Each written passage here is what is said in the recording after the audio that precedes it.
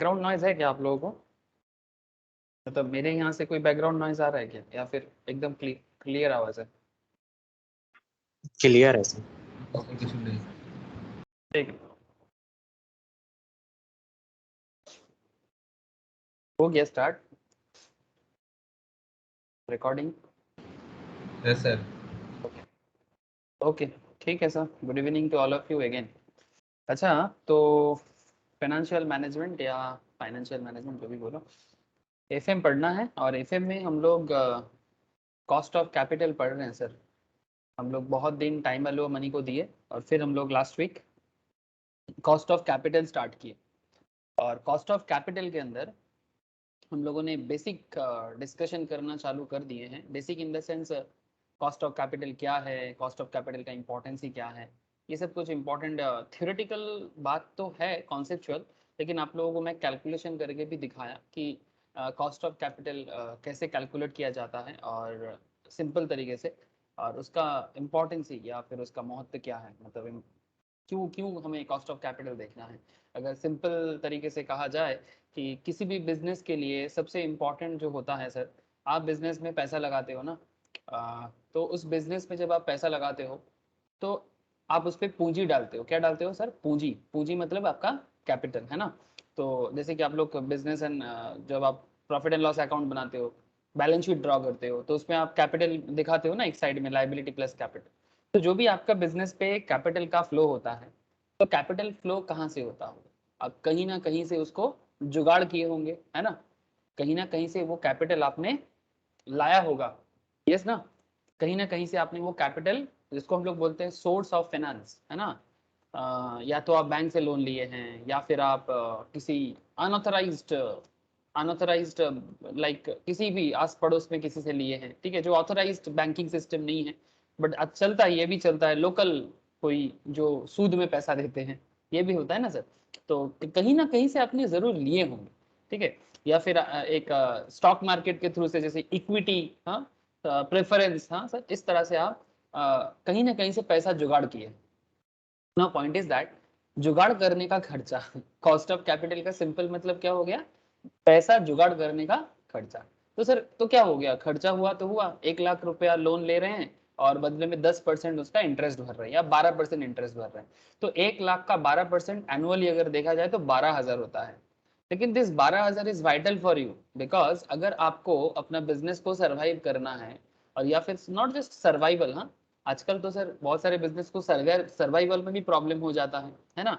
जैसे रिसेंटली अगर मैं आपको पेटीएम के बारे में बताऊं, पेटीएम का फाइनेंशियल कंडीशन खराब नहीं है। पेटीएम का बैलेंस शीट, पेटीएम का पीएल अगर आप देखोगे रिसेंट ट्रेंड में, लेकिन पेटीएम बहुत ज्यादा टार्मोइल हो रहा है सर, बहुत भयंकर, ठीक है, ब्लीड हो रहा है पेटीएम। 2021 में लिस्टेड हुआ था, वैल्यूएशन के लेके तब भी क्वेश्चन उठा था, लेकिन धीरे धीरे धीरे धीरे पेटीएम ब्लीड होता गया। अभी भी चल रहा है उसका, लेकिन रिसेंटली एक बहुत बड़ा बैम्बू जो आरबीआई से मिला उसको, लेकिन अभी भी बैम्बू कंफर्म नहीं है, ठीक है सर। क्या है ना, बिग नेम है, पेटीएम टेक्नोलॉजिकल काम करते हैं, उसके बेसिस में अगर वैल्यूएशन देखो तो ठीक है करेंट जो स्टॉक प्राइस है, लेकिन पेटीएम बैंक भी बन गया था, ठीक है। पेटीएम को स्मॉल फाइनेंस बैंक का लाइसेंस भी मिल गया था, पेमेंट बैंक का लाइसेंस उनको पैसे पहले था। आरबीआई ने बोला था कि अगर 5 साल आप पेमेंट बैंक का काम कर लेते हो तो पेटीएम को सबसे पहले, टेक्नोलॉजिकल कंपनीज में से पेटीएम को सबसे पहले मिला था। लेकिन पेटीएम को अभी भी प्रॉफिट देखने को नहीं मिला। सर, इसका मतलब है कि जितना बिजनेस में उसने खर्चा किया, उतना पैसा अभी भी मार्केट से उसने उठा नहीं पाए। लेकिन क्योंकि टेक्नोलॉजी उनके पास काफी टॉप लेवल में है, बड़े बड़े इन्वेस्टर्स का इन्वेस्टमेंट अभी भी है, ठीक है। लेकिन पॉइंट ये हो रहा है कि काफी बैड फेज से जा रहा है पेटीएम का। अगर मैं फंडामेंटल एनालिसिस कर रहा हूँ, बिकॉज काफी बिग नेम है, बहुत सारे इन्वेस्टर्स का पैसा है, लोगों को चिंता भी हो रहा है।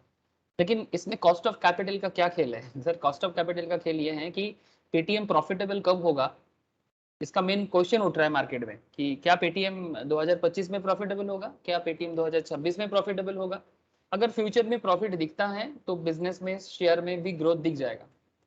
लेकिन अगर फ्यूचर ब्लाइंड है, जैसे मानो कि जैसे आरबीआई ने सवाल उठाया, ऑडिट करने के लिए बोला स्मॉल फाइनेंस बैंक का जो क्राइटेरिया है उसको फुलफिल अगर वो कर जाएगा तो फिर पेटीएम का शेयर फिर से बाउंस बैक करेगा। हाँ, भले ही 2000 रेंज में ना आ जाए लेकिन बाउंस बैक करेगा।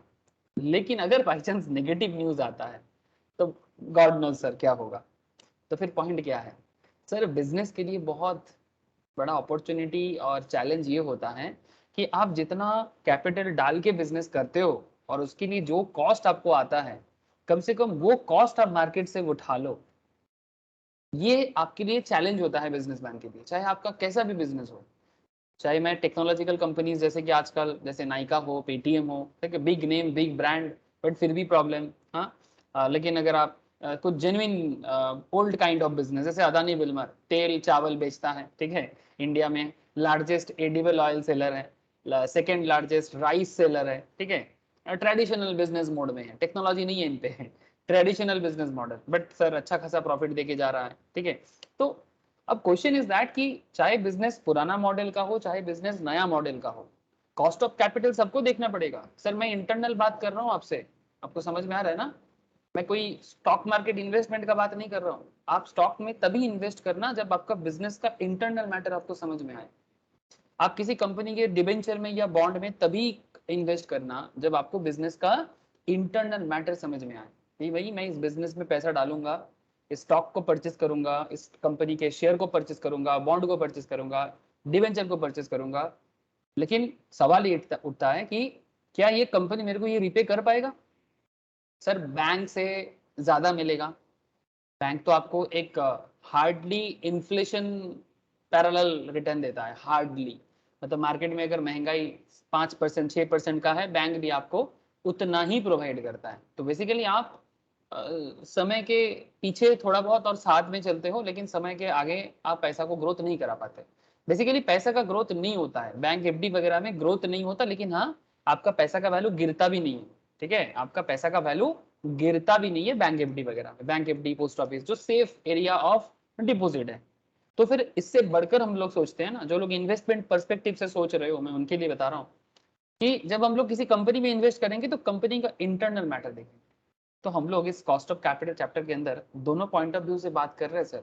एक तरफ हम लोग इन्वेस्टर्स पॉइंट ऑफ व्यू भी देख रहे हैं, दूसरी तरफ हम लोग कंपनीज पॉइंट ऑफ व्यू भी देखेंगे। दोनों जरूरी है, बिकॉज आप कौन हो, आप फाइनेंशियल मैनेजर हो कंपनी का।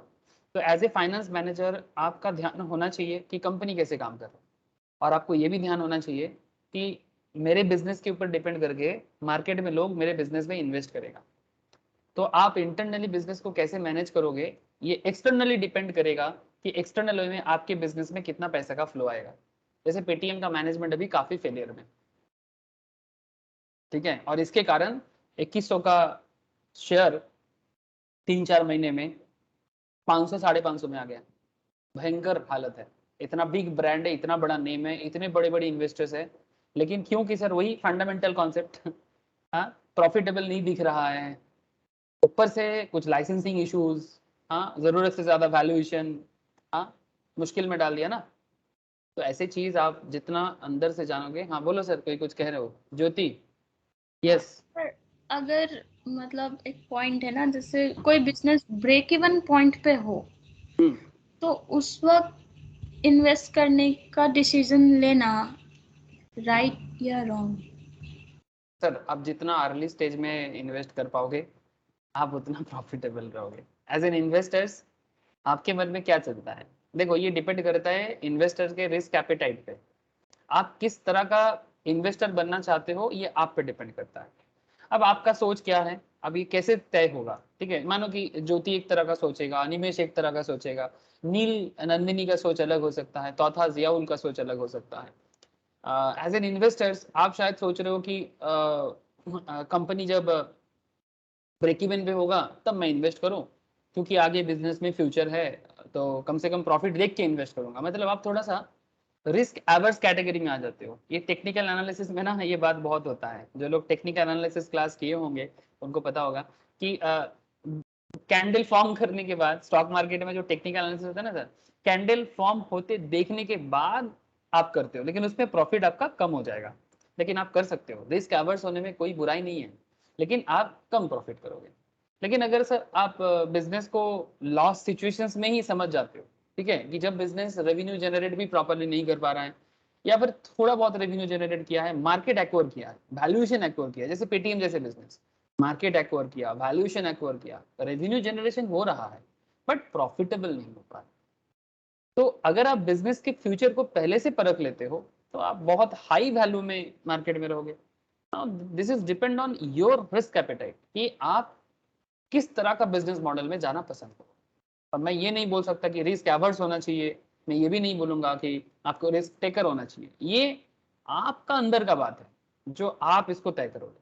ठीक है, जैसे क्रिकेट जो लोग खेलते हो या खेला देखते हो, ऋषभ पंत भी ऋषभ पंत का खेला देखे हो ना सर, टेस्ट हो या T20, हाँ बहुत ही फेमस हो गया आजकल, विकेट कीपर, बैट्समैन, टेस्ट हो, T20 हो, वनडे हो, उसका तरीका अपना है कि भाई मैं तो अगर 10 बॉल खेलूंगा तो 20 रन बनाऊंगा, ये उसका टेक्निक है। कभी चलता है तो कभी जीरो पे आ जाते हैं, लोग आवाज उठाते हैं कि क्या इरेस्पॉन्सिबल की तरह खेला, but is a risk taker, but risk taking करके भी वो प्रॉफिट कर रहे हैं। दूसरी तरफ हनुमा बिहारी, चेतेश्वर पुजारा जैसे क्रिकेटर है, हाँ, जो काफी रिस्क एवर्स है, बहुत ज्यादा, सिर्फ वही बॉल में स्कोर करते हैं जो स्कोर करने लायक हो, बाकी हर बॉल में बॉलर को रेस्पेक्ट देते हैं। रिस्क एवर्स है वो, लेकिन वो भी उसका टेक्निक है, उससे भी वो रन बनाया है। चेतेश्वर पुजारा बहुत दिनों से इंडिया को as a cricket as a batsman बहुत दिनों से अच्छा किया, रिसेंटली ड्रॉप हुआ है क्योंकि कुछ सालों से परफॉर्मेंस खराब चल रहा था। ठीक है, हो सकता है, हर इंसान की जिंदगी में आता है।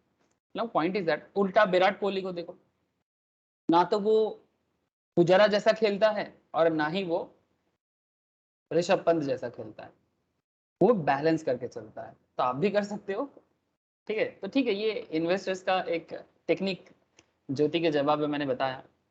ठीक है सर, ये सब बातचीत तो होता रहेगा, लेकिन मैं आपको कॉस्ट ऑफ कैपिटल को इतना जोर से क्यों बता रहा हूँ, because cost of capital business का हार्डल रेट है सर।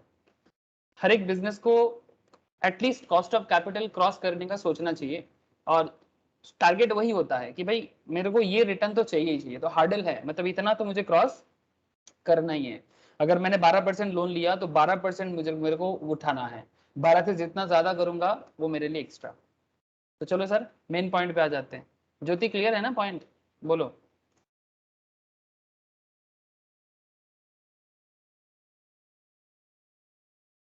हाँ ज्योति,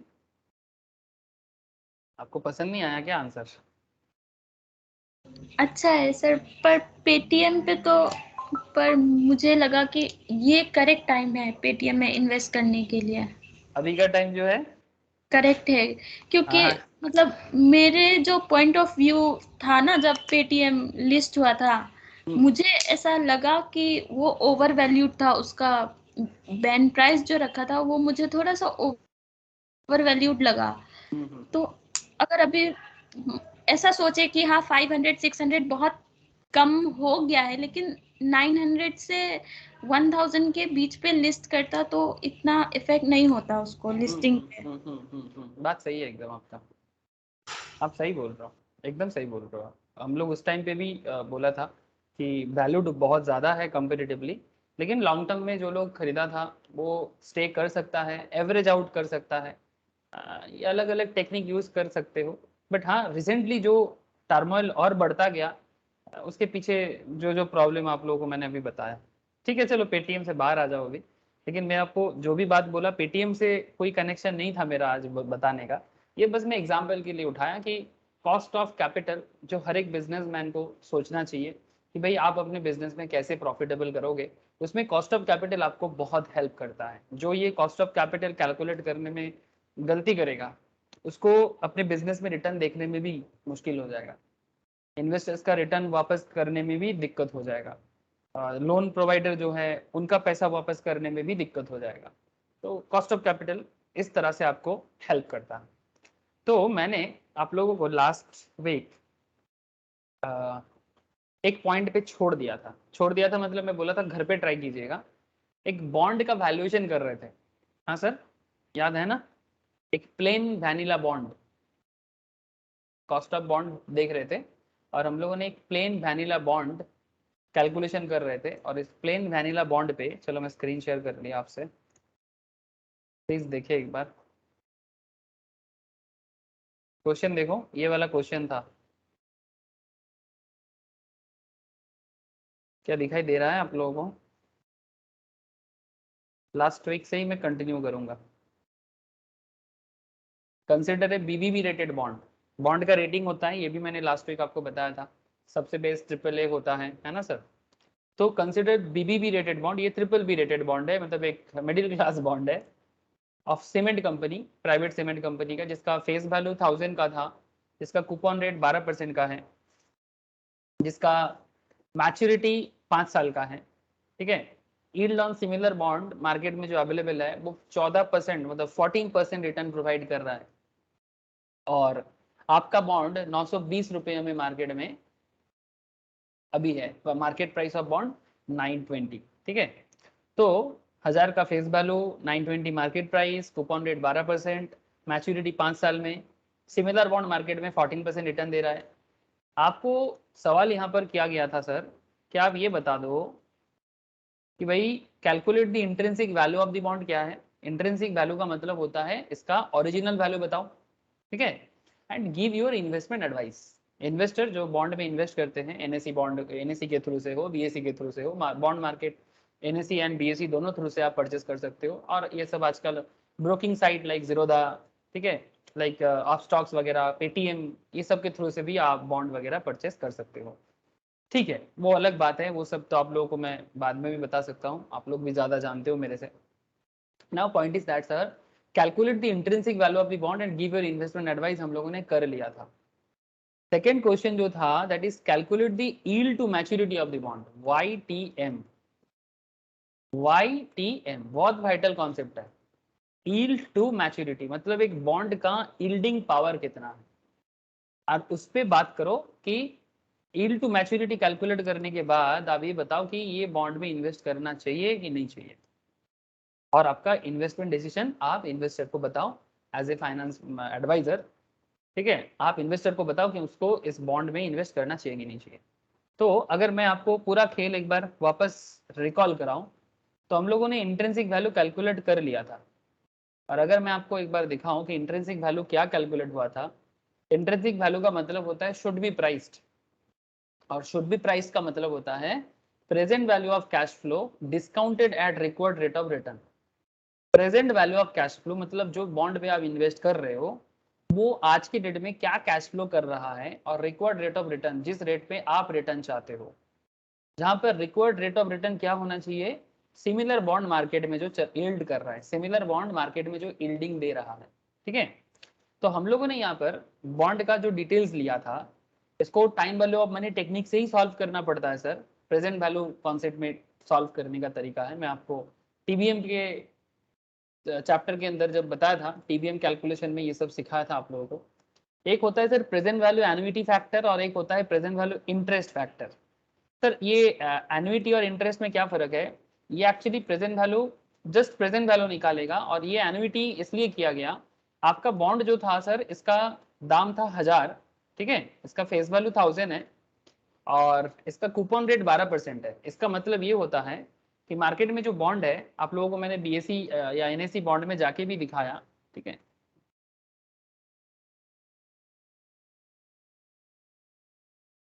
आप बीएससी के बॉन्ड साइट में भी जाके देख सकते हो, यहाँ पर बहुत सारा आजकल साइट बन गया है। मैं बीएससी में जाता हूँ, लॉगिन मांग रहा है, लॉगिन नहीं चाहिए भैया अभी।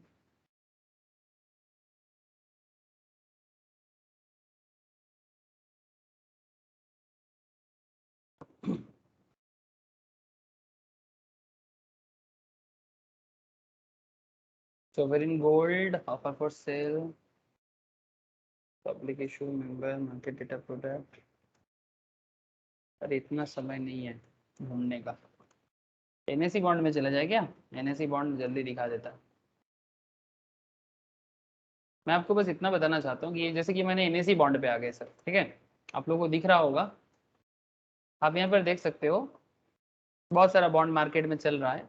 फेस वैल्यू देखो, फेस वैल्यू 1000 का है, लास्ट ट्रेडेड मतलब मार्केट में 1030 चल रहा है, 9.90 इसका कूपन रेट है। इसका मतलब ये होता, कूपन रेट 9.90 का मतलब है कि आपको एवरी ईयर ये आपको इस परसेंटेज का रिटर्न प्रोवाइड करेगा, मतलब इंटरेस्ट प्रोवाइड करेगा। ठीक है, रिटर्न नहीं, इसको इंटरेस्ट बोलेंगे। ठीक है, इंटरेस्ट आपको प्रोवाइड करेगा। तो ऐसे सिमिलर पॉइंट ऑफ व्यू में हम लोगों ने यहाँ पर ये चूज करके रखा। आप देख सकते हैं यहाँ पर कि 12% जो है, ठीक है, 12% आपका कूपन रेट है। तो 12% अगर कूपन रेट है तो 1000 का 12% कितना हो जाता है सर? हेलो, 120 ना?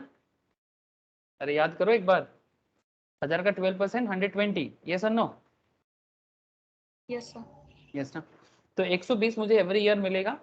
तो अगर 120 करके मेरे को कैश का फ्लो हो रहा है, ठीक है, तो एवरी ईयर का कैश का फ्लो प्रेजेंट वैल्यू तो, और ये आप लोगों में टाइम वैल्यू ऑफ मनी पे सिखाया, जब सिमिलर रिटर्न हर साल मिलता है या हर मंथ मिलता है तो वो एन्युटी है, ठीक है। तो प्रेजेंट वैल्यू एन्युटी फैक्टर के थ्रू से मार्केट में सिमिलर बॉन्ड का रिटर्न 14% के हिसाब से 5 साल में इसका क्या एन्युटी मतलब वैल्यू होता है ये निकाल लो, ठीक है। और दूसरी तरफ जो 1000 का फेस वैल्यू है, ठीक है, इसको भी आप डिस्काउंट करके 5 साल बाद भी अगर ये फेस वैल्यू पे ही रिडीम होता है, ठीक है, आप उसको आज के रेट में निकालो, ठीक है। 1000 अगर 5 साल बाद भी है तो आज के रेट में उसका क्या वैल्यू हो जाएगा, 14% रेट में 5 साल में। डिस्काउंट करो, आज के रेट में डिस्काउंट करो, आपको पता चल जाएगा इसका एक्चुअल वैल्यू कितना है। ओरिजिनल वैल्यू मतलब क्या, आज में आना है ना। ओरिजिनलिटी क्या होता है, हमेशा पीछे होता है। ओरिजिनलिटी हर चीज का पुराने दिनों में होता है। क्या बोलते हो सर? ओरिजिनलिटी पुराने दिनों में होता है ना। आपका ओरिजिनलिटी आपके दादा परदादा पिताजी, हाँ, उस पे है, आप कौन हो, कहाँ से आए हो। हाँ, एक गाना है ना, एक बहुत सुंदर गाना है कि कौन है तू कहाँ से तू आया, ठीक है। तो एग्जैक्टली तो यहाँ बॉन्ड का ओरिजिनलिटी देखा जा रहा है कि इसका ओरिजिनल दाम क्या है। भले ही आज वो डिप्रिशिएट हो गया या अप्रिशिएट हो गया, but who are you, what is your originality. तो वही ओरिजिनलिटी के देख के हम लोगों ने ये कैलकुलेशन तो जानते हैं सर कैलकुलेटर में कैसे करते हैं। देखा गया था कि ये 412 हुआ और ये 519 हुआ, ठीक है। लॉजिकली सोचो और आपको कैलकुलेशन आता है, मैं फिर से नहीं दिखा रहा हूँ इसको। तो 412 और 519 करके आपने देखा था कि 931 हो रहा था, 931 है ना, 931 ये आपका वैल्यू निकला था बॉन्ड का। क्या वैल्यू सर? ये इंट्रिंसिक वैल्यू सर। 931 आपका इंट्रिंसिक वैल्यू आया था, present value annuity factor and discount factor करके। और मार्केट में बॉन्ड दाम चल रहा है 920 में, market price of the bond चल रहा था 920 में, 920 में। तो इस हिसाब से इस बॉन्ड में इन्वेस्ट करना चाहिए कि नहीं चाहिए? करना चाहिए। करना चाहिए, बिकॉज आज नहीं तो कल आप अपने इंट्रिंसिक वैल्यू में जरूर पहुंचोगे, एकदम बिल्कुल पहुंचोगे। क्यों जानते हो सर? ओरिजिनलिटी में आज नहीं तो कल लोग पहुंचता ही पहुंचता है, ठीक है। मतलब जैसे एक होता है ना, जैसे मानो मैं थोड़ा सा ना अर्ली राइजर नहीं हूं मैं, ठीक है, और सच बता रहा हूँ आपको, थोड़ा लेट हो जाता है मेरे को उठने में, 7 साढ़े 7 हो जाता है, उससे पहले उठना चाहिए ना। तो कभी कभी ना मेरे को बहुत जोश आता है और मैं सोचता हूँ कि आज तो 5 बजे उठूंगा। तो कभी 6 महीने में एक बार उठ गया और लगातार 3-4 दिन उठने के बाद फिर से वही पुराना, ठीक है, 7 बजे साढ़े 7 बजे। तो मुझे पता है ना मेरा ओरिजिनलिटी क्या है, कोशिश करता हूँ ऐसे करना चाहिए, सुबह सुबह उठना चाहिए। बट मेरे को थोड़ा सा पता नहीं, ये मेरा बहुत बैड हैबिट है, मैं बहुत कोशिश करता हूँ बीच बीच में, लेकिन शायद कोशिश अच्छा नहीं है मेरा ठीक है, क्योंकि कोशिश अच्छा होने से हो जाता है सर। मैं जो भी है बताया आपको, ऐसा आपका भी कुछ होगा ओरिजिनलिटी कि भाई जैसे पढ़ने बैठते हैं लेकिन पढ़ते नहीं है ठीक है, स्टूडेंट ऐसे होते हैं, पढ़ने बैठते हैं पर पढ़ते नहीं है, मतलब आसमान का सोचते हैं बंगाली में लोग बोलते हैं ना आकाश कुसुम, क्या सोचते हैं उसको भी नहीं पता। फिर जब मानो कि माँ बताया कि भाई बेटा खाने आ जा, हाँ, तब सोचा कि भाई 11 बज गया और क्या, अब तो सोने का टाइम हो गया। फिर लास्ट 15 मिनट शायद पढ़ा उसने, लेकिन पढ़ने बैठा था 2 घंटा, लेकिन बंदा ने पढ़ा ही नहीं, मैंने देखा ऐसा।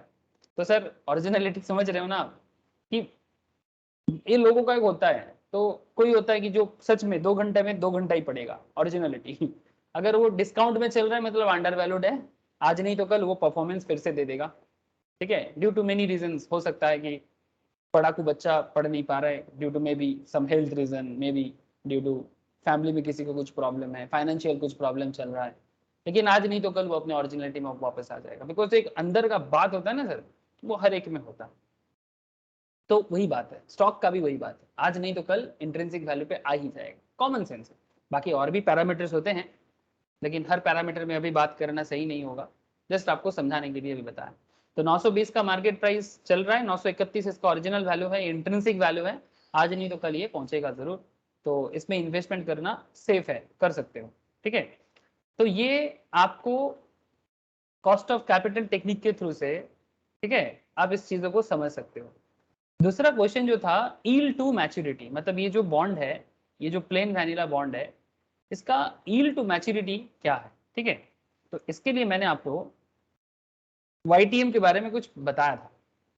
मैंने आपको क्या बताया था? फर्स्ट ऑफ ऑल मैंने आपको बताया था YTM that is yield to maturity is the internal rate of return. ये एक IRR होता है सर, IRR। ये IRR का चर्चा तो हम लोग सर कैपिटल बजटिंग में करेंगे। कहाँ करेंगे सर? कैपिटल बजटिंग चैप्टर में, ठीक है। कैपिटल बजटिंग या फिर इसका एक और एक नाम भी है कैपिटल एक्सपेंडिचर डिसीजंस, ठीक है। मतलब कैपिटल डालने से पहले बजट बना लो, ठीक है। किसी भी बिजनेस में पैसा लगाने से पहले बजट बनाना चाहिए। बजट हेल्प करता है, वो होता है ना ब्लूप्रिंट, जैसे कोई मंदिर, मस्जिद, गिरजा या फिर कोई इंफ्रास्ट्रक्चर बनने से पहले उसका एक, क्या बोलते हैं उसको सर? ब्लूप्रिंट बोलते हैं क्या? नहीं, नक्शा क्या बोलते हैं? एक होता है ना कांच के डब्बा में रखते हैं, का एक होता है क्या आर्किटेक्ट, क्या? रेप्लिका। रेप्लिका, हाँ ऐसा बोल सकते हो, ठीक है। जैसे अगर आप कभी बहुत जगह में है, विक्टोरिया में भी है, मैं पुरी में गया था, तो कोणार्क जो बहुत ही अजूबा एक है सर, ठीक है। ताजमहल में भी ताजमहल का होगा पूरा। पुरी में जो कोणार्क टेम्पल है, जरूर जाना सर, सच में अजूबा है, बहुत पुराना है, ताजमहल से भी बहुत बहुत पुराना, हजारों साल पुराना है सर। तो कोणार्क टेम्पल में जो सूर्य सन टेम्पल है, वहां पर वो जो सन टेम्पल बनाने का जो तौर तरीका था, वो सच में गजब था। उन दिनों का टेक्नोलॉजी कुछ कम नहीं था, आजकल ऐसा टेम्पल नहीं बन पाते। तो जो भी हो, वहाँ उसका आर्किटेक्ट पूरा एक जगह में समझाया भी गया और रेप्लिका भी है, तो सच में बहुत ही इंटरेस्टिंग होता है। तो वैसे ही किसी भी बिजनेस में, चाहे आप 1 लाख का बिजनेस चालू कर रहे हो या फिर 1 करोड़ का या फिर 10 करोड़ का या 100 करोड़ का, फर्क नहीं पड़ता, आपको एक बजट बनाना चाहिए, जो कैपिटल बजटिंग में आपको मैं सिखाऊंगा। बहुत इंटरेस्टिंग है, बहुत सारा अलग अलग टेक्निक भी है वहां पर। IRR भी उसका ही अंदर एक पार्ट है सर। तो YTM is a yield to maturity is the internal rate of return, that is IRR of a bond। एक बॉन्ड का इंटरनल रिटर्न क्या, and is therefore given by, ऐसा शेयर का भी होता है, हर बिजनेस का एक इंटरनल रिटर्न होता है, तो बॉन्ड का भी इंटरनल रिटर्न होता है। इसको आउटफ्लो इक्वल्स टू इनफ्लो ये तरीका अपना के बताया जाता है, बट हमारे यहाँ पर YTM का इतना जरूरत नहीं है। Actually YTM outflow equals to inflow करके IRR का कैलकुलेशन जो होता है ना, आपको right hand side left hand side equals to right hand side prove करना पड़ता है। ये इतना आसान नहीं होता, काफी ट्रायल एंड एरर मेथड होता है, बट आपको यहाँ पर ना इतना जरूरत नहीं है।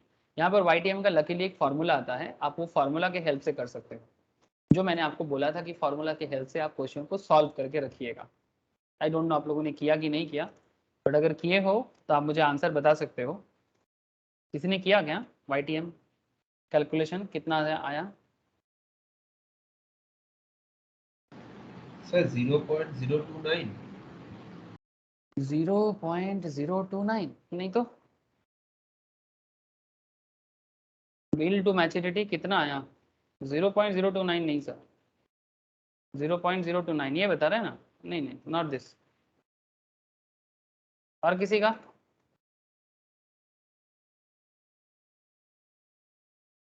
और किसी ने ट्राई किया क्या YTM का? सर क्वेश्चन अरे क्वेश्चन क्या, यही तो क्वेश्चन था, मैं आपको बोला था ना, यही क्वेश्चन था।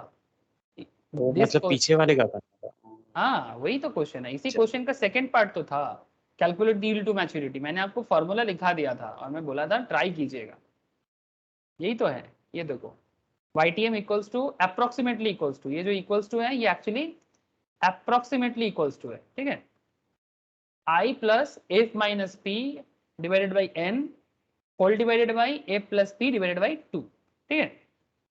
ये था फॉर्मूला, जिसमें I का मतलब था कूपन अमाउंट, ठीक है, F का मतलब था redemption amount, not necessarily face value, हमेशा फेस वैल्यू होगा ऐसा जरूरी नहीं है, ठीक है। ये फार्मूला का जो स्टाइल है ना, ये फार्मूला बहुत सारे क्वेश्चन का जवाब देगा, मतलब नॉट जस्ट YTM।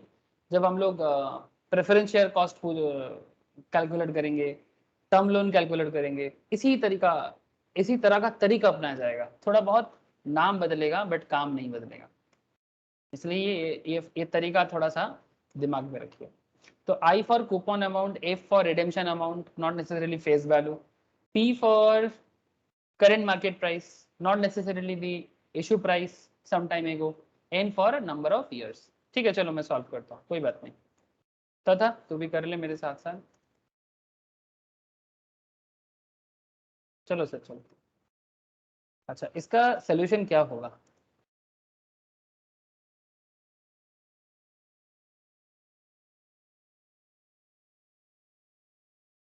सर बस पुट करना है और कुछ नहीं। I plus F minus P whole divided by N, sorry divided by N whole divided by F plus P divided by 2। Now sir इसमें करना क्या है, जो जो चीज आप आइडेंटिफाई कर सकते हो बस पुट करना है क्वेश्चन से। कोई मुझे बता सकते हो आई फॉर क्या है? Coupon amount. कूपन अमाउंट कितना होगा बताओ ना सर, क्वेश्चन में कूपन अमाउंट कितना है?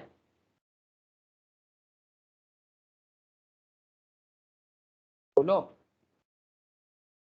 अरे 120 ना, Yes, sir. हाँ सर। तो 120।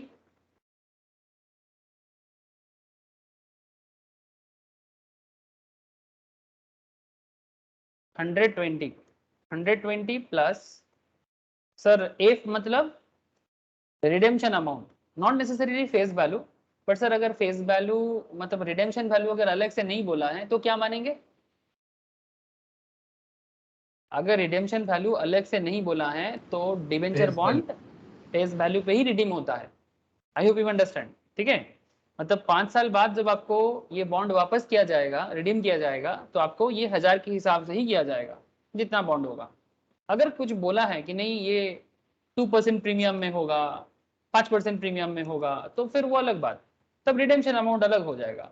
लेकिन अगर कुछ नहीं बोला है तो फिर face value is also your redemption value. ठीक है, ओके। कहाँ चला गया? तो 120 प्लस 1000 माइनस पी फॉर क्या है sir? Current price. Current market price कितना है? 920 डिवाइडेड बाई एन कितना है? 5 whole divided by again F कितना है? 1000 मतलब रिडेम्पशन वैल्यू अमाउंट प्लस 920 मतलब मार्केट प्राइस डिवाइडेड बाई 2। ठीक है, अब सॉल्व करो। तो था এটা আছে নি?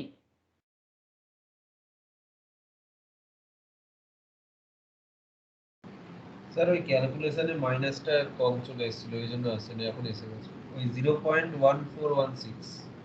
0.1416 इसको इंटू 100 करो सर, जो पॉइंट में आया है ना उसको परसेंटेज में कन्वर्ट करो। देखो कुछ 14.16 या 17 ऐसा कुछ आएगा, है दादा। हाँ सर। है ना? तो 14.17%। ठीक है, तो ये आपका एक्चुअली क्या निकला? YTM निकला। मतलब ये जो पर्टिकुलर प्लेन वैनिला बॉन्ड था ट्रिपल बी रेटेड, इसका यील्ड टू मैच्योरिटी 14.17 है। सर इससे क्या मतलब निकलता है, इससे हमें क्या समझ आएगा, इससे इन्वेस्टर्स को क्या फर्क पड़ता है? फर्क पड़ता है सर, चलो देखते हैं क्या फर्क पड़ता है। तो देखो मेरे साथ साथ और समझो भी। Since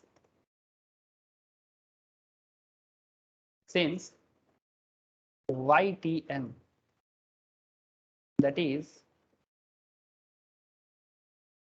14.17% is greater than RE मतलब एक्सपेक्टेड रेट ऑफ रिटर्न। मतलब सिमिलर बॉन्ड मार्केट में कितना रिटर्न दे रहा है सर?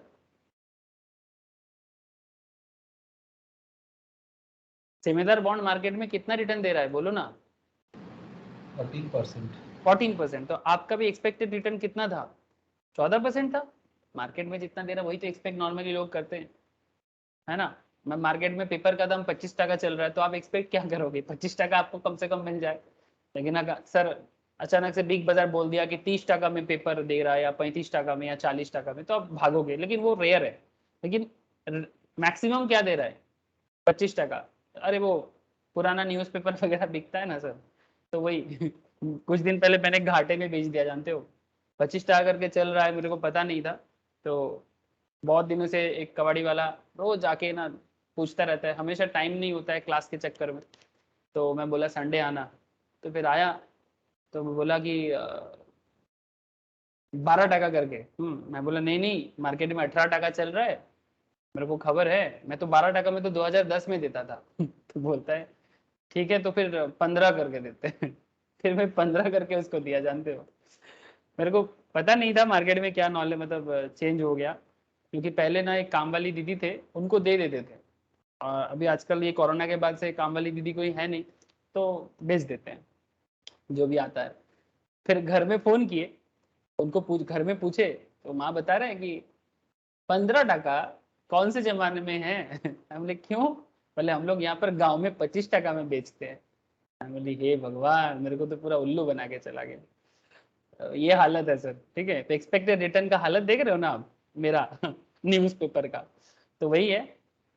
ऐसे कितना करके चल रहा है? आप लोगों का क्या नॉलेज है सर न्यूज़पेपर पुराना? हाँ तो 10 रुपीज देता है 10 रुपीज? हाँ। हाँ भाई, तुम तो और भी पुराने जमाने में हो, मेरे से भी हालत खराब है तुम्हारी। 22 सर 22? हाँ 22, 22 ठीक है ठाक सर। रेंज। 22 ओके है सर, 22 रेंज ठीक है। ठीक है, 22 23, गांव में बोला 25, चलो अच्छा है, ठीक है। लेकिन 10 टका, 10 टका 2010 में था, जियाउल। हाँ सर, हम कुछ दिन पहले ही दिए 10 रुपीज दिया। तो गलत कर दिया। वो बहुत ज्यादा प्रॉफिट हो गया होगा उसको। हाँ अच्छा ठीक है, अगर ज्यादा प्रॉफिट करेगा उसमें मुझे कोई प्रॉब्लम नहीं है, लेकिन एक होता है ना मार्केट में क्या रिटर्न है उसका, एक जानकारी, ठीक है।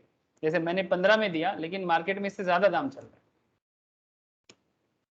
ठीक है चलो, सर बोलो। अब मैं ज्यादा में देगा। तुम कितने में देते हो? अभी दिया नहीं है, अभी वो पाइल अप हो रहा है, अब मैं 22 पे देगा। ठीक है, जानकार बनो, सतर्क रहो। कौन कहता है? आरबीआई कहता है। Okay.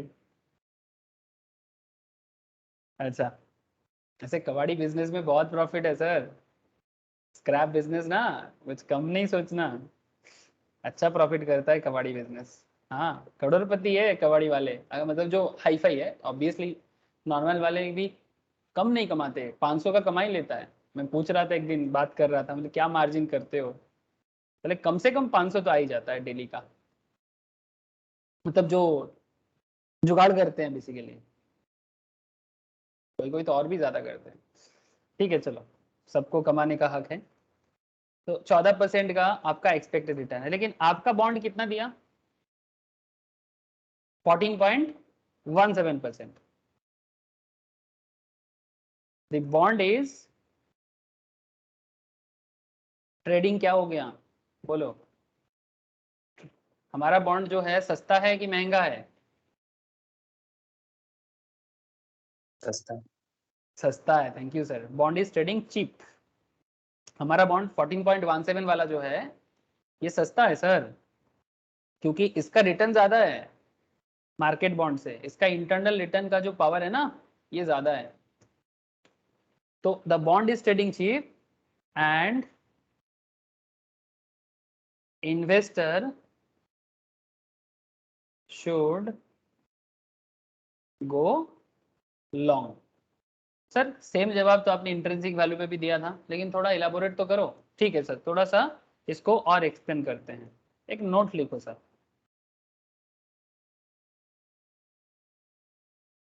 Of course, if most market participants, ध्यान से सुनिए सर बात को। इफ मोस्ट, सॉरी मोस्ट, हाँ मोस्ट नहीं, most, if most market participants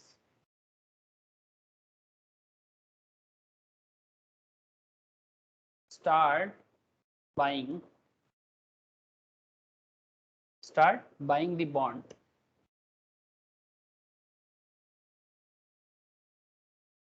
the bond price क्या होगा sir?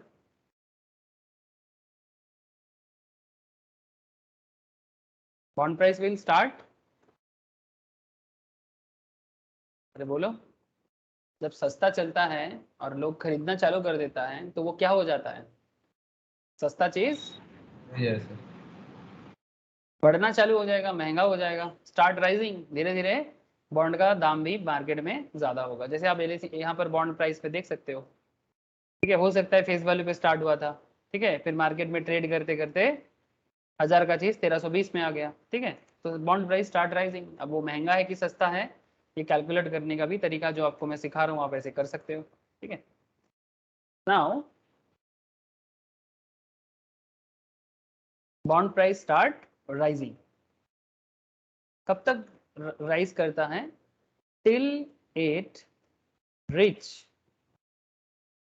It's till it rich in 931, तब तक तो बढ़ेगा सर, नॉर्मल तौर में सोचो। हाँ, अब ज्यादा मार्केट प्राइस पे मत जाओ, नॉर्मल तरीके से सोचो कि कम से कम उतना तो बढ़ ही जाएगा 931 तक, क्या बोलते हो? अगर कोई बॉन्ड 920 में चल रहा था, जैसे ही उसका अंडर वैल्यूएशन लोगों को पता चल जाएगा, कुछ नहीं तो कम से कम 931 तक तो वो बढ़ेगा ही बढ़ेगा, है ना, उससे ज्यादा भी हो सकता है, लेकिन मैंने वो प्रीमियम वाला बात नहीं लिया, ठीक है, वो ह्यूज बिजनेस वाला बात नहीं लिया, कम से कम 931 तक तो वो बॉन्ड पहुंचेगा ही पहुंचेगा। एट 931 जो हमारा इंट्रिंसिक वैल्यू है रे बाबा, 931 क्या है? अरे आईवी है रे बाबा, आईवी, इंट्रिंसिक वैल्यू। तो till it reach 931, at 931 the bond was at equilibrium। 931 में क्या हो जाएगा? बॉन्ड was at equilibrium, मतलब ऐसे सिचुएशंस में वो पहुंचेगा, ना तो ज्यादा में और ना ही कम में, मतलब आप ऐसे सोचो कि वो ब्रेक इवन पॉइंट में है, बॉन्ड का ब्रेक इवन, ठीक है, सस्ता भी नहीं महंगा भी नहीं, अपने सही जगह पे है, ठीक है। तो इससे वाईटीएम आपको कैसे हेल्प किया आप? इसका मतलब ये हो गया सर, ये इक्विलिब्रियम पॉइंट का मतलब होता है जब IV0 इक्वल्स टू P0 हो जाता है, मतलब इंट्रिंसिक वैल्यू और मार्केट प्राइस सेम जब होता है, ठीक है, इंट्रिंसिक वैल्यू और मार्केट प्राइस जिस पॉइंट में सेम होता है उसको क्या बोलते हैं? उसको इक्विलिब्रियम पॉइंट बोलते हैं, ओके। सो कंक्लूजन लिखो, YTM on the bond equals to RE, that is yield on similar bonds।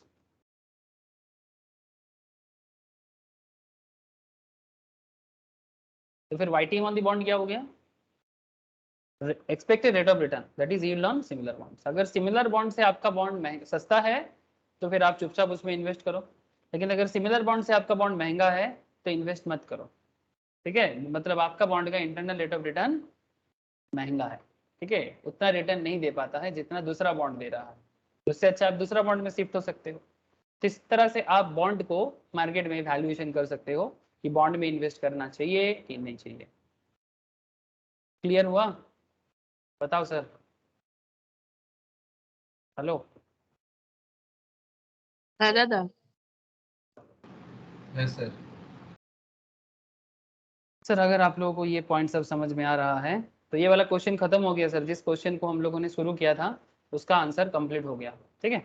अब हम लोग और भी नया नया क्वेश्चन थोड़ा करेंगे, तो थोड़ा क्वेश्चन प्रैक्टिस करना है ना, कॉन्सेप्ट में तो बातचीत चलता रहेगा, लेकिन कॉन्सेप्ट के साथ साथ क्वेश्चन भी करना है, ठीक है। तो चलो एक क्वेश्चन लिखें सर।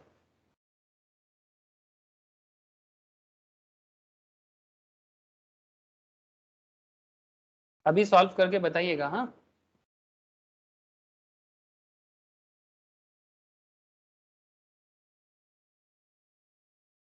इफ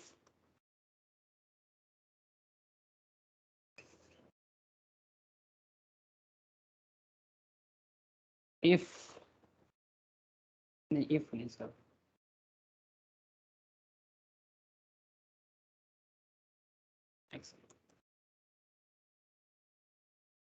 ए फार्म, ठीक है, ए फार्म हैज टारगेट डेब्ट equity ratio,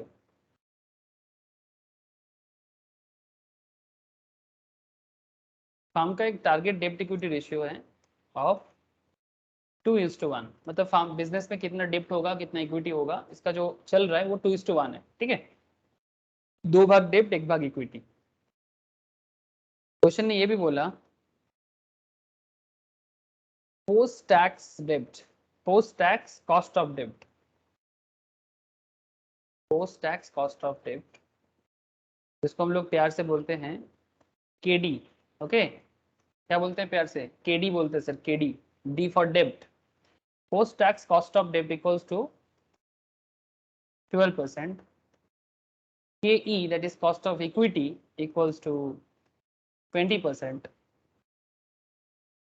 What is the WACC?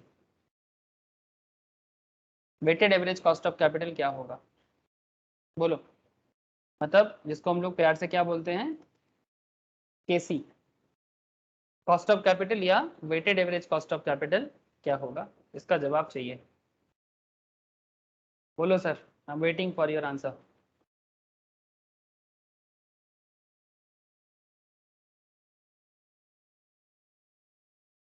Try तो करोगे,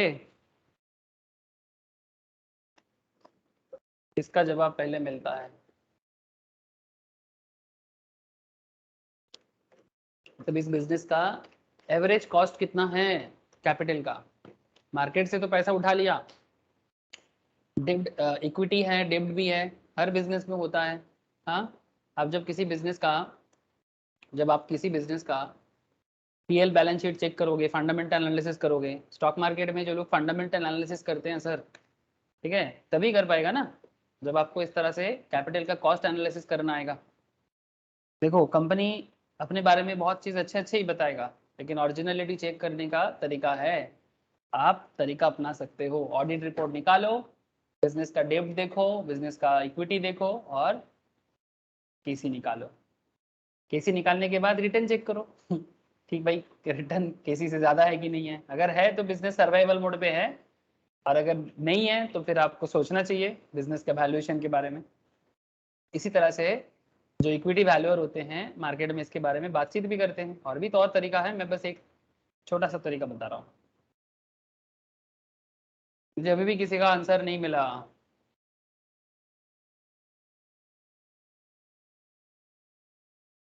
कैसे कैलकुलेट करोगे, केसी इक्वल्स टू 14.66, 14.66, चौथा का जवाब है, और किसी का, चौथा ने बताया 14.66, देखना पड़ेगा, बाकी और कोई,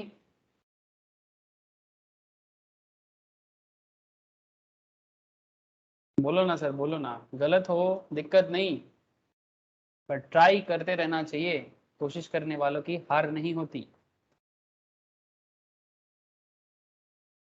डेब्ट बाई इक्विटी 2/1 है ना सर, KD इक्वल्स टू 12% और KE इक्वल्स टू 20%।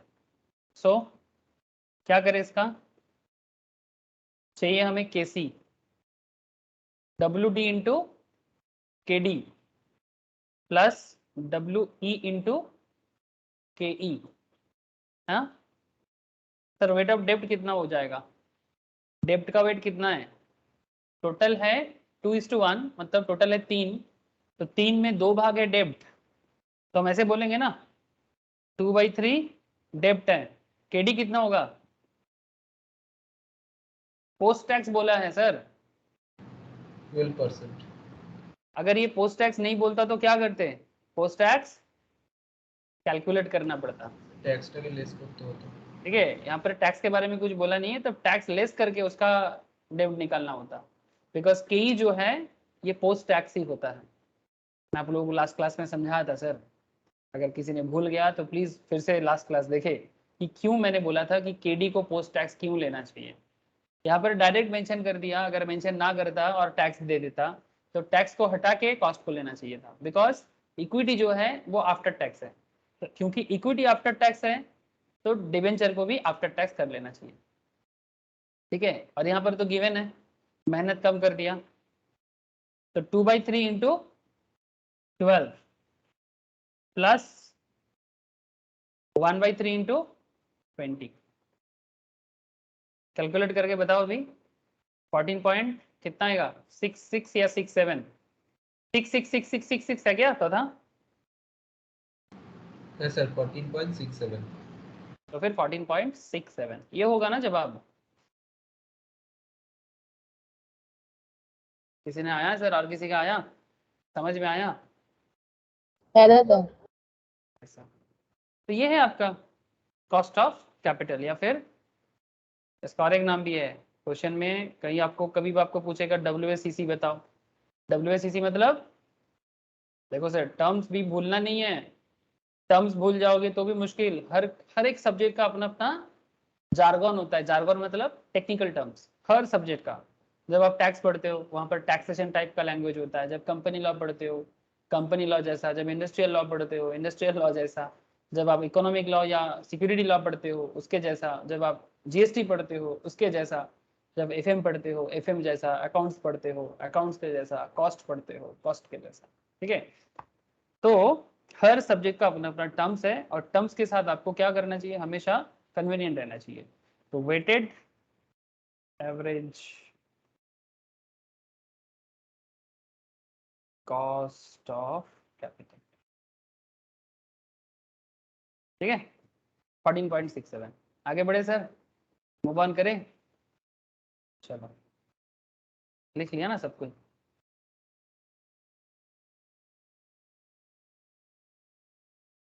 उम्मीद करूंगा नेक्स्ट क्वेश्चन का जवाब आप लोग सभी कोई दे पाओगे, उम्मीद तो है सर, उम्मीद पे दुनिया कायम है, मैं भी कायम रहता हूँ उम्मीद पे। नेक्स्ट एग्जाम्पल 2, क्वेश्चन कुछ ऐसा है, a firm target debt equity ratio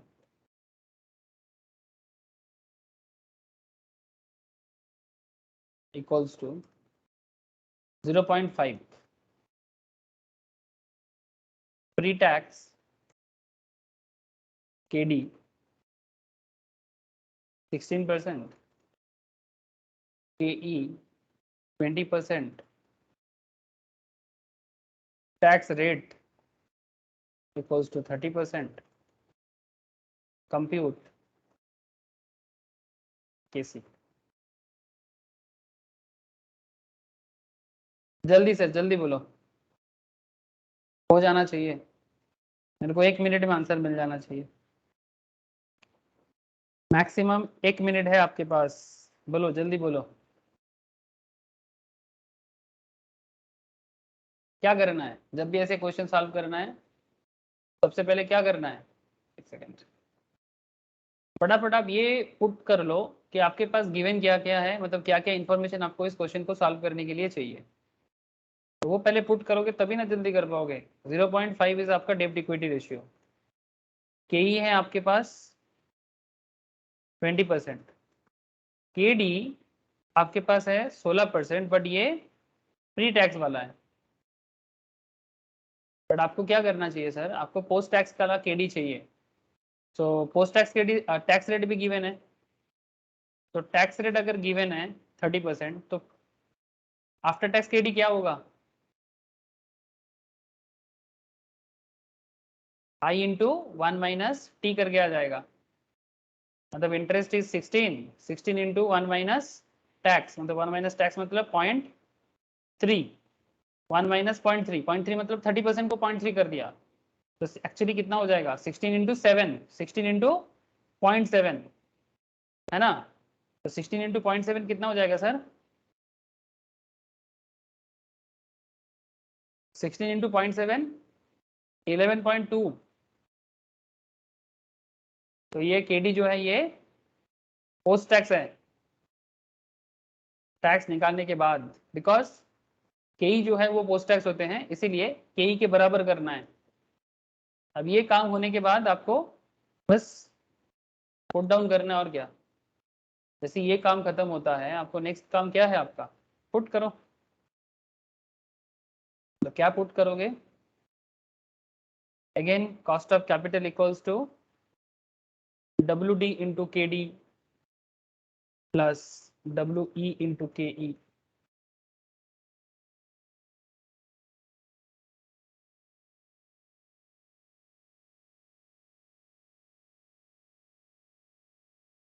तो वेट ऑफ डेब्ट क्या हो जाएगा, बोलो सर, वेट ऑफ डेब्ट कितना हो जाएगा। Sir 17.06%। Yes, right answer, 17.06 is the right answer. Wait of डेब्ट कितना हो जाएगा सर, ऐसे करो ना, देखो चिंता में पड़ गए सर, 0.5 देख के। सर 0.5 है, इसका मतलब क्या है, 0.5 divided by 1.5। Yes sir, 0.5 divided by 1.5। तो अगर आप इसको कैलकुलेट करोगे, चलो आपको दिखाते हैं, 0.5 डिवाइडेड बाई 1.5 टोटल कितना हो जाएगा, 0.5 के नीचे कुछ नहीं है, मतलब 1 है, ठीक है। तो टोटल होगा 1.5। 1.5 में 0.5 डेब्ट है, ठीक है, और 1.5 में 1 इक्विटी है, ये है टोटल बात। तो सर 0.5 बाई 1.5 जैसे मैंने किया, आपका जवाब आया 0.3333। सर एक चीज क्या है ना, ये 0.333 का मतलब जानते हो, 0.33 का मतलब होता है 1/3। देखो मैंने 1/3 किया तो भी 0.333 आया, ठीक है। इसका मतलब क्या है, 0.5 बाई 1.5 मतलब 0.5 बाई 1.5 का मतलब होता है, ये तो बचपन वाला रेशियो प्रोपोर्शन है, 0.5 बाई 1.5 का मतलब हो गया ये 1.3 है, ठीक है। आपको इजी अंडरस्टैंडिंग के लिए आप इसको 1.1/3 भी लिख सकते हो, आप इसको 1/3 भी लिख सकते हो, ठीक है। This is only for your understanding. 1/3 अगर आप डायरेक्ट 1/3 भी लिखोगे ना तो भी आप समझ गए होंगे। तो 1/3 इंटू KD कितना है, KD कितना है, 16। 16 नहीं लेना है, 11.2। 11.2 लेना है। तो फिर क्यों मेहनत किए यहाँ पर, तो फिर इतना मेहनत करने का क्या जरूरत था सर, पोस्ट टैक्स कैलकुलेट करने का क्या जरूरत था। इसीलिए तो पोस्ट टैक्स कैलकुलेट किया ना, क्योंकि इक्विटी पोस्ट टैक्स वाले हैं। लास्ट वीक तो यही समझाया था कि जब आपको प्री टैक्स देके रखे, आप उसको पोस्ट टैक्स में कन्वर्ट कर दीजिएगा, because equity is also post tax. मैं आप लोगों को प्रैक्टिकल समझाने के लिए आप लोगों को मैंने एक सेकेंड,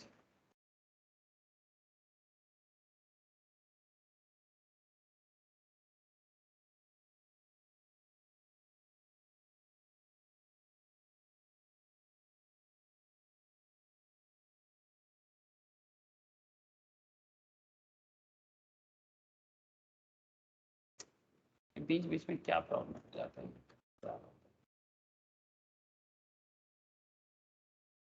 सर मेरा स्क्रीन में बहुत रुक रुक के आ रहा है, तब से पता नहीं।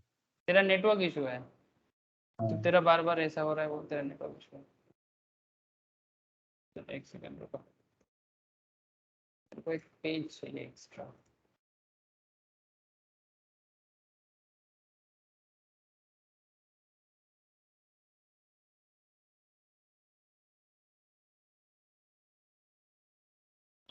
ऐसे मानो कि मैं आपको लास्ट दिन किसी कंपनी का डेब्ट इक्विटी रेशियो वगैरह दिखा रहा था, ठीक है। ऐसे मानो कि कोई भी कंपनी उठा लो, अदानी पावर, अदानी विल्मर, कुछ भी जो पसंद है,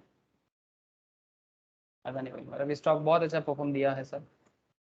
सर अदानी विल्मर का अगर फाइनेंशियल्स में जाएंगे तो अगर आप इसका पूरा डिटेल्स चेक करोगे तो आप यहाँ पर देख सकते हो कि इसका जो PBIT है, PBIT मतलब profit before interest and tax, सबसे पहले इंटरेस्ट देना पड़ता है, उसके बाद जो इनकम बनता है PBT से, जो नेट इनकम बना है, PBIT से इंटरेस्ट चला जाएगा, उसके बाद PBIT आएगा, फिर नेट इनकम की जो भी है वहां से टैक्स जाएगा, और टैक्स के बाद नेट इनकम आएगा, ठीक है, और वो EPS के तौर पे इक्विटी को दिया जाता है।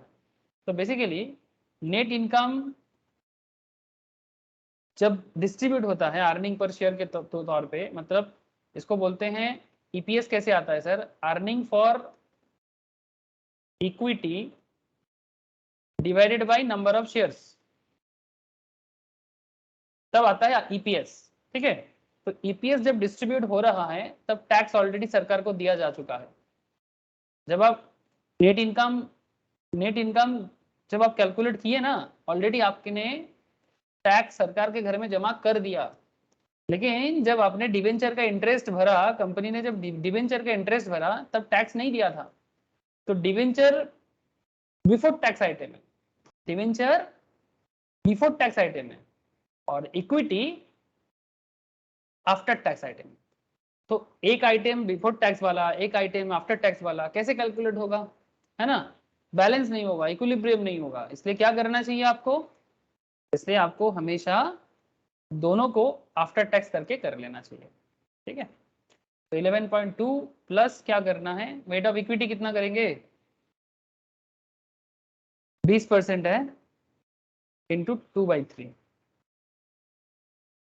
तो कितना आया तो था, उसका कितना आया सर 1/1.5 হবে তো কোনটা? ओ सर सॉरी, টোটাল রেশিও তো আছে 0.5। हाँ मैंने इसको, तू जो बोला मैं समझ गया। अब तो इसको देख, 1 डिवाइडेड बाई 1.5 का मतलब क्या है, मतलब वही है 2/3 करने से उतना ही आ रहा है। मतलब 2/3 जो है वही है, इसीलिए तो मैंने आप लोगों को ये वाला दिखाया। ठीक है, 0.5 बाई, मैंने क्या किया कैलकुलेटर में देखो, मैंने वही किया, 1 डिवाइडेड बाई 1.5 ही किया मैंने। 1 डिवाइडेड बाई 1.5 करने से आपका क्या आंसर आता है, 0.666667। अब सेम चीज को आप 2/3 करो, वही आ रहा है। इसका मतलब देखो सर, देखता था यहाँ पर थोड़ा सा सेंस लगाता तो हो जाता। ऐसे तू अगर 1/1.5 करेगा तो वो गलत नहीं है मैं गलत नहीं बोलूंगा, गलत क्यों है, सही आंसर है आपका भी। लेकिन मैं इसको अंडरस्टैंडिंग के लिए, मतलब 0.5/1.5, 0.5/1.5, और अगर मैं इसको ऐसे भी बोलूं कि 1, एक सेकेंड, 1 डिवाइडेड बाई 1.5, है ना? आप यही करना चाहते हो, करो, कोई दिक्कत नहीं। लेकिन अगर एक भाग मेरा 3 भाग का एक भाग इधर गया तो 2 भाग कहाँ है, तो अल्टीमेटली वो 1 डिवाइडेड बाई 1.5 का मतलब होता है 2/3। तो था क्लियर? है सर। बस यही है और कुछ नहीं। तो ये जस्ट अंडरस्टैंडिंग के लिए, आप अगर ऐसे लिख के भी करोगे नो इशू, बट अगर आप 1/3 2/3 करके भी करोगे नो इशू, मतलब वही है। तो जवाब कितना आ गया सर वो तो बताओ।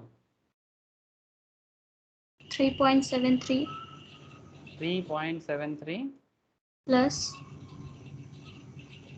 बोलो, 13.33 कुल मिला के 16 नहीं 17.06 17.0 17.06%। तो बहुत फेमस क्वेश्चन होता है सर, जैसे सीएस के क्वेश्चन में शॉर्ट क्वेश्चन पूछ लेते हैं, और सीएमए सीए के केस में आपको बड़े बड़े क्वेश्चंस के अंदर कैलकुलेशन करना पड़ता है। ठीक है, तो ये सब बड़ा क्वेश्चन का पार्ट बन जाता है कि भाई कॉस्ट ऑफ इक्विटी निकालो, कॉस्ट ऑफ कैपिटल निकालो। ये तो बस शुरुआत है, आगे आगे आपको preference, term loan, equity cost सब निकालना पड़ेगा। ठीक है, ये तो बस, तब वो बोलते हैं ना अभी तो पार्टी शुरू हुई है ठीक है, बस ऐसे ही बात सुन समझ के चलो, अभी बहुत लंबा कैलकुलेशंस आ सकता है, कुछ नहीं है ये सब।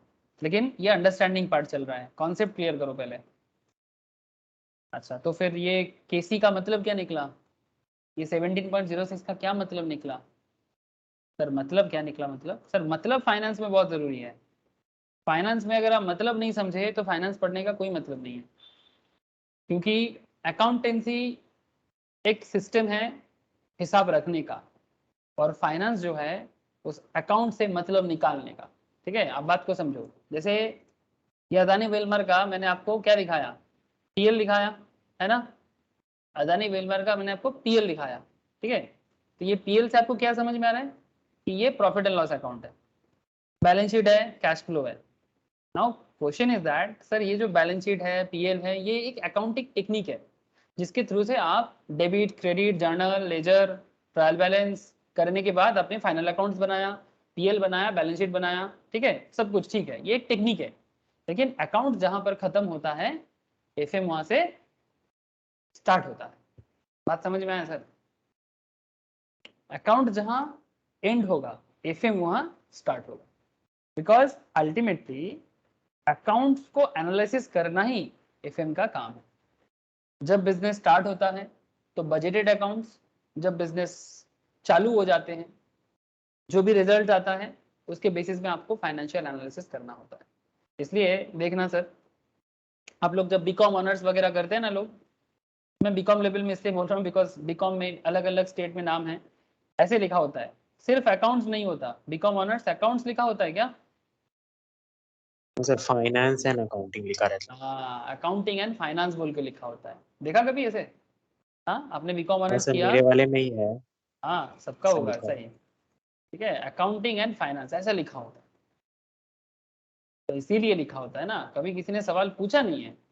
हाँ, सबको अकाउंट्स अकाउंट्स चिल्लाते रहते हैं। हाँ ठीक है, अकाउंट्स तो है, बिना अकाउंट्स का एफएम तक पहुंच नहीं सकते, लेकिन बिना फाइनेंस का आप दोबारा आपके अकाउंट्स को बेहतर बना नहीं सकते, ठीक है? স্যার এফএম এর একটা পার্ট তো বিকমেও থাকে অনার্স পেপারে। हाँ, ये सब जो मैं सिखा रहा हूँ ये सब बीकॉम में भी है। जो लोग आप लोगों के साथ कोई कोई है जो बीकॉम के साथ साथ सीए सीएमए भी पढ़ रहे हैं, तो उनको भी एक ही काम हो जाएगा, एक तीर में दो काम हो जाएगा। मैं तो नॉर्मल यही हमेशा बोलता रहता हूँ कि 11-12 के साथ साथ फाउंडेशन कर लो और इंटरमीडिएट और फाइनल को बीकॉम के साथ साथ कर लो, ठीक है? टाइम भी बचता है, एक ही चीज़ है, ठीक है? बस क्या है ना, बीकॉम लेवल में, स्कूल लेवल में लोग उतना सीरियसली लेता नहीं है, यही प्रॉब्लम है। लेकिन थोड़ा सीरियसली पढ़ेगा तो सीखना तो वही है। लेकिन वो क्या है ना, लोगों का एक टेंडेंसी बन गया है, अरे ठीक है अभी चलने दो, बाद में देखा जाएगा। अब क्या करें सर, है टेंडेंसी तो है। मैं चिल्ला के तो नहीं समझा पाऊंगा, जिस दिन लोग जागरूक होगा। क्योंकि अल्टीमेटली 3-4 साल अगर आप बीकॉम के साथ साथ पढ़ लेते हो ना, आधा से ज्यादा काम खत्म, परेशानी खत्म, एज का डर खत्म। सबसे बड़ा बात होता है स्टूडेंट लाइफ में, क्योंकि घर में ताना सुनने को मिलता है, लड़का हो या लड़की। लड़की के केस में, हाँ कितना बड़ा हो गया है, शादी देना है, ठीक है, नॉर्मली नॉर्मल बात कर रहा हूँ। लड़कों के केस में और कितना पड़ेगा, एज देखा अपना, एज का डर भी खत्म। तो बीकॉम के साथ साथ ही करना चाहिए, ठीक है? जो लोग बीकॉम के साथ साथ कर रहा है, बीकॉम के बाद हार्डली 2-3 साल और मैक्सिमम टाइम ले लो, आपका काम खत्म, पैसा हजम। लेकिन देरी से स्टार्ट करने से कोई प्रॉब्लम नहीं है, बट हाँ ये ताना सहने का आदत डालना पड़ेगा, ठीक है? मतलब इतना अपने अंदर जोश होना चाहिए कि जो भी आपको ताने सुनने को मिलेगा वो सहने का ताकत हो जाए, बस, और कुछ नहीं सर। बट जो लोग बीकॉम के साथ साथ चालू मतलब कर लेते हैं ना, उनके लिए सर, बंगाली में लोग बोलते हैं ना पोआ बारो, पोआ बारो मतलब एकदम बेनिफिट में है।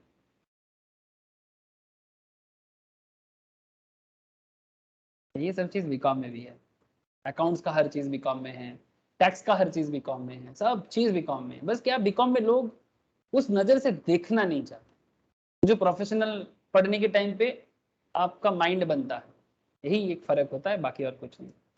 मैं तो हमेशा आज तक जितना दिन मैं बीकॉम के स्टूडेंट को पढ़ाया, सिर्फ बीकॉम भी जब लोगों को मैंने पढ़ाया, अभी भी पढ़ता है, तो बीकॉम वाले को मैं कभी बोलता ही नहीं हूँ कि ये बीकॉम का है कि सीए का है या सीएमए का है।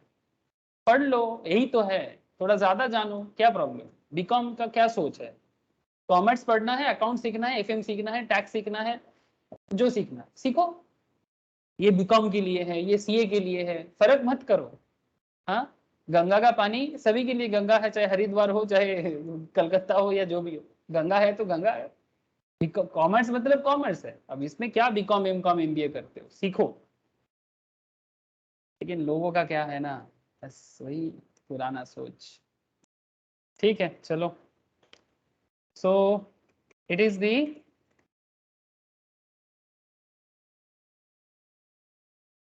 rate of return that firm must earn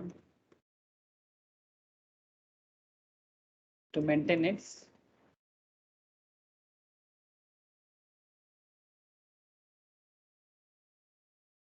market value.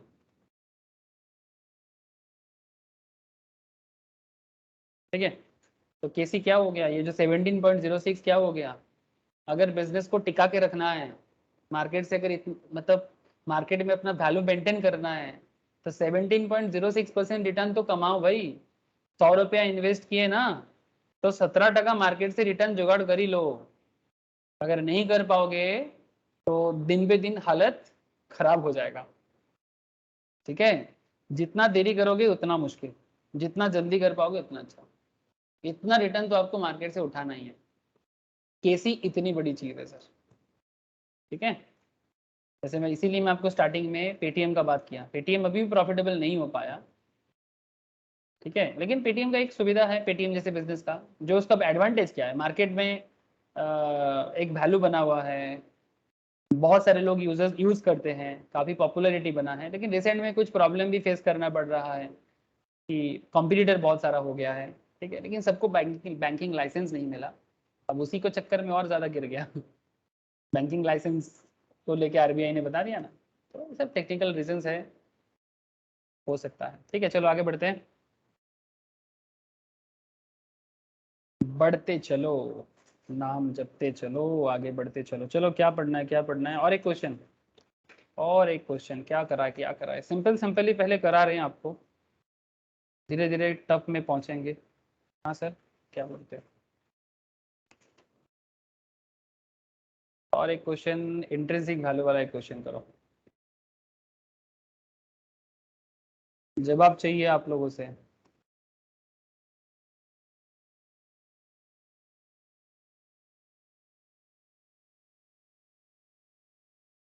Consider the following bond,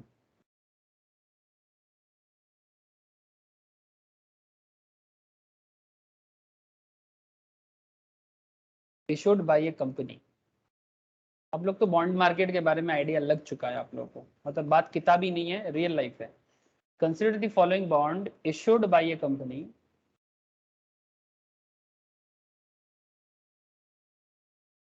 width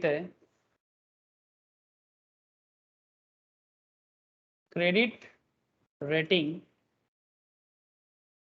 of AA। मैं दिखाता हूँ, फिर से दिखाता हूँ, रोज दिखाता रहता हूँ, आज फिर से दिखाऊंगा। Face value equals to 1000, coupon rate equals to 10%, maturity 5 साल बाद,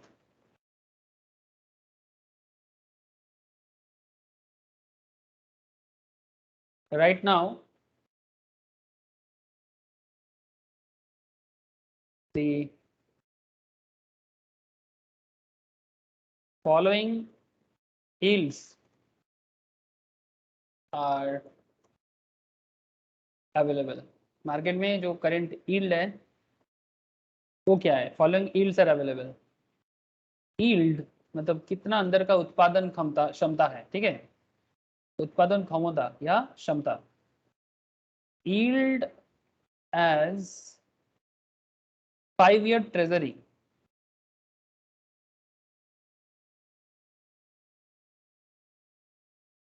ट्रेजरी समझते हो सर, म्यूचुअल फंड क्लास जो लोग करते हैं उनको जरूर समझ में आ गया होगा। 5-year ट्रेजरी का यील्ड है 8%, spread of AAA over treasury equals to 3%, spread of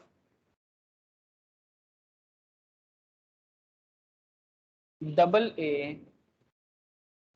over AAA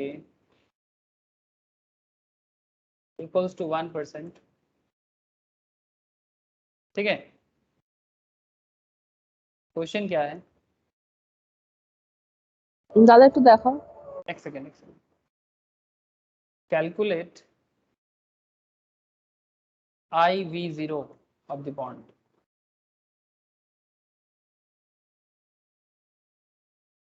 intrinsic value find करना है, लिख ले।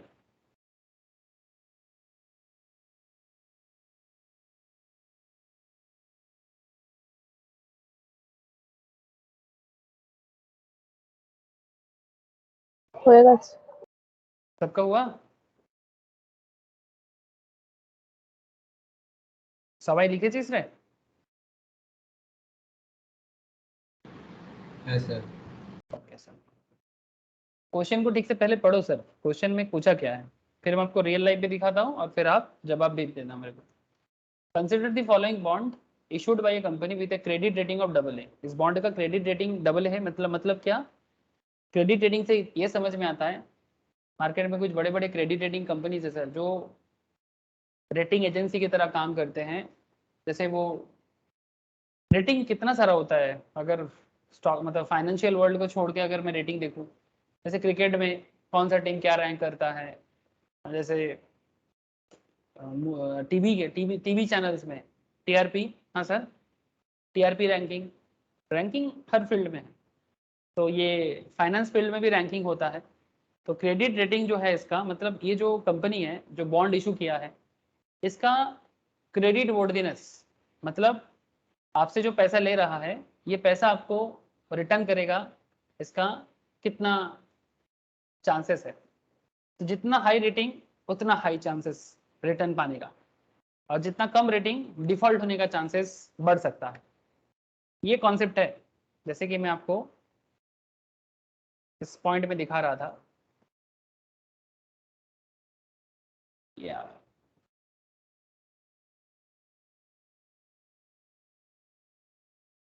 ये जा नहीं रहा है आज, उफ, गया। ये देखो सर, कौन सा दिखा है, कौन सा दिखा है, ये देखो बॉन्ड मार्केट है, ठीक है। बॉन्ड मार्केट में कोई भी दिख लो, IIFL का ही देख लो,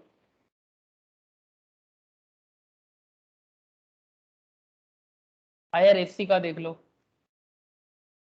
सीरीज से नहीं रेगुलर है, मतलब टैक्स फ्री नहीं है, 8.65 का कूपन है, 1000 का फेस वैल्यू है, 1320 प्राइस चल रहा है, लास्ट वीक के साथ चेंजेस, लास्ट डे का चेंजेस दिखा रहा है। इतना वैल्यूएशन है शेयर्स का जितना है इसके अंदर, टोटल वैल्यू है 23 लाख का। क्रिसिल, ये देखो ये रेटिंग जो बात मैं कर रहा था, क्रिसिल AAA स्टेबल केयर, ठीक है, मतलब केयर भी एक रेटिंग कंपनी है, ठीक है। केयर ने भी AAA दिया, मतलब क्रिसिल ने भी AAA दिया, केयर ने भी AAA दिया, और ICRA ने भी AAA दिया। ये क्रिसिल, केयर, ICRA ये सब क्या है? रेटिंग एजेंसी है। ये जो IRFC का बॉन्ड है ये 18 फरवरी 2029 में जाके मैच्योर करेगा, ठीक है, तो काउंट कर लो, ठीक है, तो कितना दिन बाद करेगा। तो नॉर्मली ये बॉन्ड का इन्वेस्टमेंट लोग म्यूचुअल फंड के थ्रू से बहुत करते हैं, जो लोग आजकल आप लोग म्यूचुअल फंड क्लास करते हो, डेप्ट मार्केट या बॉन्ड मार्केट का अच्छा खासा आइडिया वहाँ भी ले रहे हो। बेसिकली म्यूचुअल फंड कंपनीज जो होते हैं या फिर asset management companies, mutual fund companies किस तरह से बॉन्ड में इन्वेस्ट करते हैं, और मार्केट में ट्रेजरी बिल वगैरह क्या हेल्प करता है गवर्नमेंट वगैरह के केस में। तो हमारा जो क्वेश्चन यहाँ पर था या है, आप इसमें अगर नजर डालोगे sir, consider the following bond issued by A company with credit rating of AA, तो अच्छा खासा रेटिंग है, बहुत खराब नहीं है, फेस वैल्यू 1000 का है, कूपन रेट 10% का है, मैच्योरिटी 5 साल में है। Right now the following yields are available, market में क्या यील्डिंग है बॉन्ड का, तो बॉन्ड का जो यील्डिंग है उसमें आपको गवर्नमेंट बॉन्ड का, ट्रेजरी मतलब actually government bond, T bill बोलते हैं इसको, ठीक है, तो काफी सिक्योर यील्डिंग होता है इस ट्रेजरी का। टी बिल 91 डेज का होता है, 365 डेज का टी बिल होता है। म्यूचुअल फंड क्लास में काफी डिस्कस करते हैं ये सब चीजों के बारे में, करते कि नहीं करते रे? कोई कोई तो है आप लोग वहां पर म्यूचुअल फंड में, आई होप मैक्सिमम हो, हाँ या ना? कुछ याद आ रहा है कि नहीं आ रहा है आप लोगों को?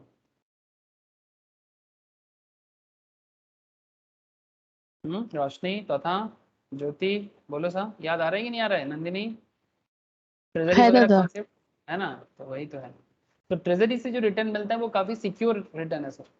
तो ट्रेजरी इधर 8% है पहला, ठीक है, लेकिन इसको ना डायरेक्ट नहीं बोला, spread of AAA over treasury 3%, मतलब बेसिकली ये अलग अलग रिटर्न है। Spread of AA over AAA 1% है, ठीक है। तो बेसिकली ये रेटिंग के बेसिस में है कि नॉर्मली 8%, 3% भी मिल सकता है और 1% एक्स्ट्रा भी मिल सकता है। तो 8 3 11 प्लस 1 12, ऑलमोस्ट 12% का रिटर्न आप एक्सपेक्ट कर सकते हो। तो calculate intrinsic value of the bond, आपको पूछ रहे हैं कि भाई इस बॉन्ड का इंट्रिंसिक वैल्यू बताओ कि इस बॉन्ड को मार्केट से कितना, ओरिजिनल वैल्यू कितना होगा इस बॉन्ड का।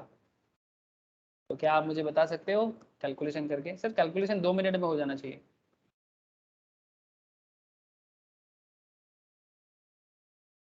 क्योंकि मैंने आपको ऑलरेडी क्वेश्चन करा चुका हूँ।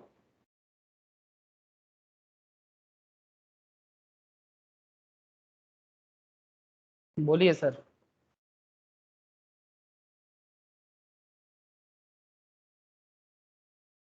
इंट्रिंसिक वैल्यू मतलब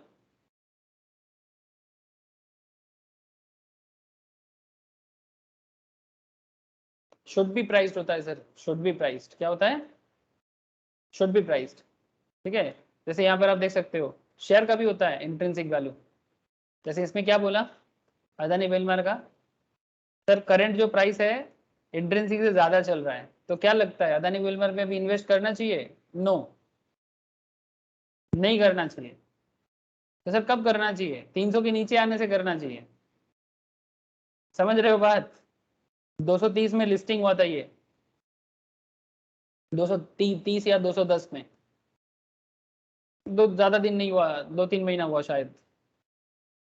तो इसका इंट्रिंसिक वैल्यू से काफी हाई रेट में चल रहा है, तो डोंट इन्वेस्ट। लेकिन शेयर का इंट्रिंसिक वैल्यू कैलकुलेशन करना तरीका अलग होता है। हाँ सर, ये हम लोग बॉन्ड का कर रहे हैं क्योंकि दोनों का रिटर्न जनरेट करने का पैटर्न अलग है। हाँ ओके, तो इंट्रिंसिक वैल्यू क्या हो गया? Should be priced. तो अब बताओ कैसे करोगे? Equals to present value of cash inflows discounted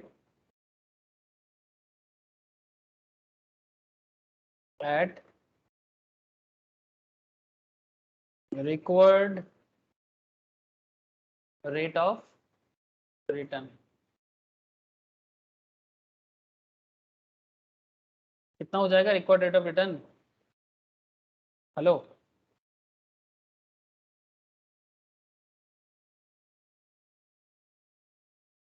12% बोला ना अभी आपको। जो आपका यील्डिंग था ट्रेजरी का, यील्डिंग 8 + 3 + 1 अलग अलग करके दिया है थोड़ा कंफ्यूज करने के लिए, ठीक है। ट्रेजरी का जो यील्डिंग था वही यील्डिंग आप यहाँ पर यूज कर सकते हो, 12%। तो क्या करना है? बोलो सर बोलो। ये बॉन्ड का फेस वैल्यू कितना है? 1000 और कूपन कितना है? 10%. तो एन्युटी कितना है? एवरी ईयर, मतलब कूपन इंटरेस्ट कितना है जो आपको मिलेगा हर साल? कूपन मतलब क्या रे बाबा? जैसे यहाँ पर देखा ना आपने 8.65 1000, 120 क्यों? 1000 का 10% कितना होता है? हाँ ये 10% है ना, सॉरी मुझे लगा 100 होगा। 100 ना, तो 100 समझ में आया ना? तो 100 करके आपको हर साल मिलेगा इंटरेस्ट के तौर पे, कूपन के तौर पे। सर 927.4 मे बी थोड़ा देख लेते थे, आई थिंक सही बोला। तो प्रेजेंट वैल्यू एन्युटी फैक्टर कितना दिन का करना है? 12% रेट में 5 साल का। मतलब आप 100 का एन्युटी फैक्टर निकालो और इसका आज के रेट में क्या वैल्यू है वो निकालो, ठीक है। इसके साथ आप एडिशन करो फेस वैल्यू का, मतलब जो रिडेम्पशन वैल्यू है आपका, कुछ नहीं बोला तो रिडेम्पशन को ही फेस वैल्यू मानना पड़ता है। तो प्लस 1000 का 5 साल बाद जब 1000 रिडीम होगा, 1000 का PVIF निकालो, मतलब डिस्काउंट फैक्टर करो, फिर present value interest factor already known to you, 12% rate में 5 साल का।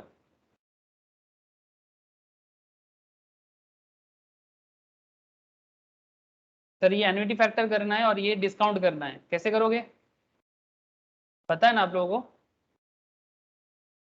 मैं एन्युटी दिखा रहा हूँ एक बार, 12 डिवाइडेड बाई 100 करना प्लस 1 करना 1.12 डिवाइड मतलब डिस्काउंट करना है ना, प्रेजेंट वैल्यू में आना है तो डिवाइड करना है, डिवाइड करके इक्वल एम प्लस, हाँ सर, इक्वल एम प्लस 1 बार 2 बार 3 बार 4 बार, इस तरह से 5 बार करने के बाद रिकॉल करना है, ठीक है?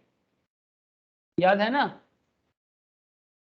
12% को 1.12 करके अगर आपके कैलकुलेटर में जीटी है तो फिर आप जीटी से कर सकते हो, डायरेक्ट 12 डिवाइडेड बाई 100 करके 1.12 डिवाइड इक्वल 5 बार करके जीटी करो तो भी आ जाएगा।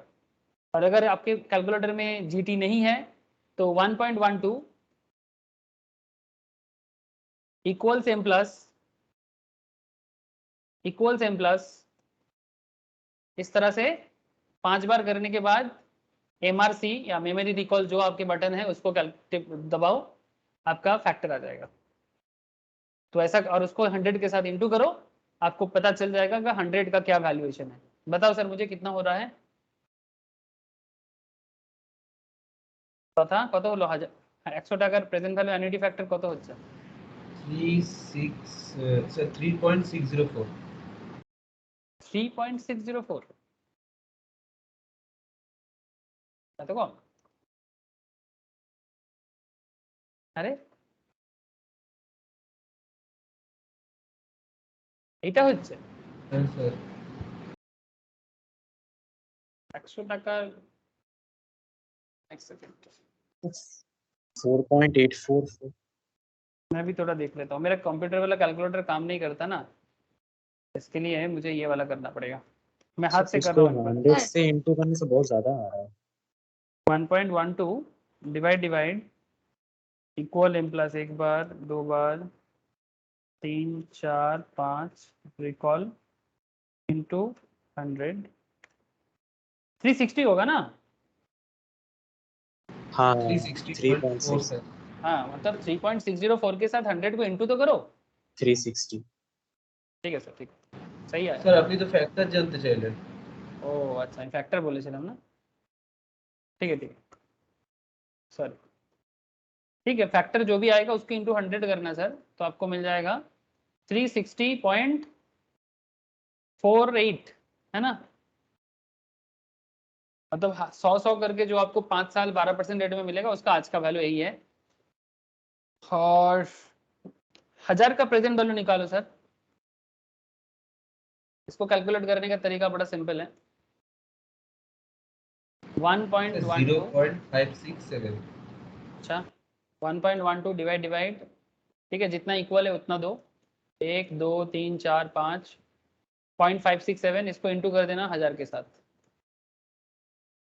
मतलब 567.42, हाँ ठीक है, सिंपल हो जाएगा। तो 567.42, तो 360.48 एंड 567.42, 1000 का 5 साल बाद जो वैल्यू है उसका आज का वैल्यू है। सारी चीज प्रेजेंट में आ गया, 12% रेट में 5 साल बाद जो होता उसका आज का वैल्यू है, ये कम ही होना चाहिए हमेशा, अगर कभी 1000 से ज्यादा हो जाए मतलब आप गलत जा रहे हो, ठीक है, क्योंकि ओरिजिनल वैल्यू प्रेजेंट में आके करना पड़ता है। और 100 का वैल्यू ज्यादा होगा बिकॉज आपको ये एवरी ईयर मिल रहा है, 5 साल तक मिलेगा 12% रेट में, तो आज का वैल्यू ये होना चाहिए। ये एन्युटी है sir, point to be noted, हाँ ये एन्युटी है और ये डिस्काउंट फैक्टर है, ये सब टाइम वैल्यू ऑफ मनी पे सिखाए रे बाबा। तो टोटल करके कितना आ गया? 927.9, 927.9 ठीक है, 927.9, ठीक है, या 8 भी किसी का आ सकता है, ठीक है। तो बताओ इन्वेस्ट करेंगे ना करें?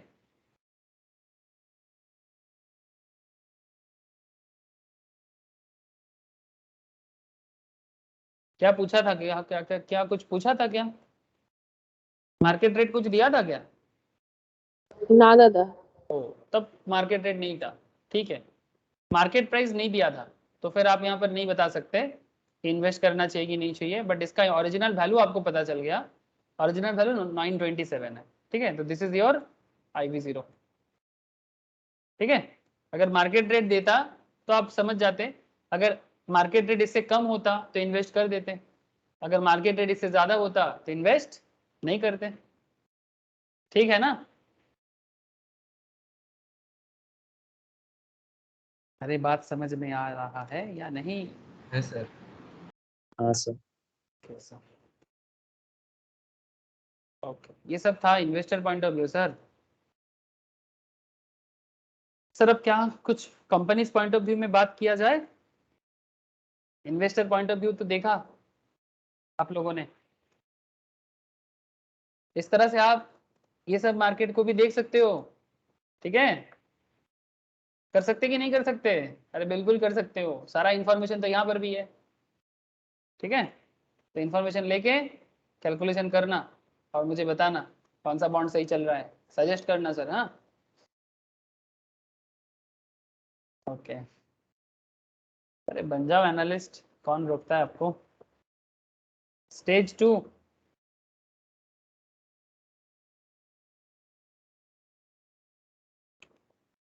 Companies point of view sir.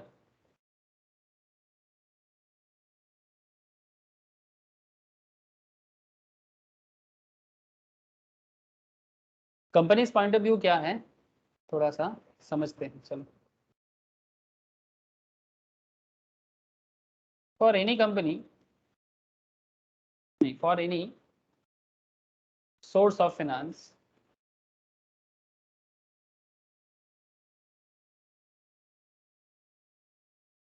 the company has net proceeds realized today. In return,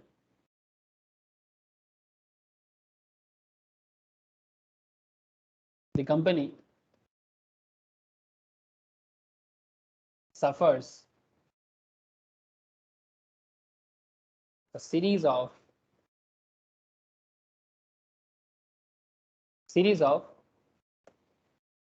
post-tax cash flows,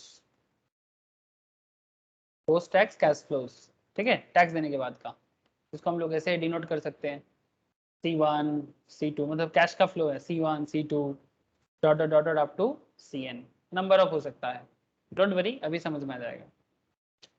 Hence the cost of any source of finance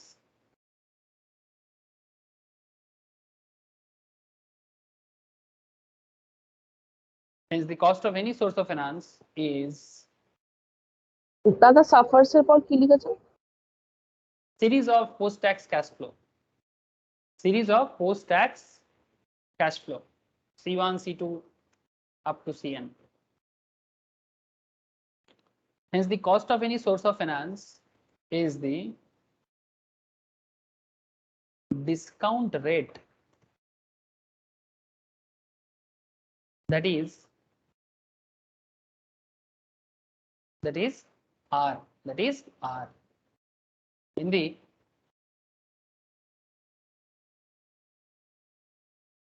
following equation। चलो इक्वेशन देखते हैं क्या इक्वेशन बनता है।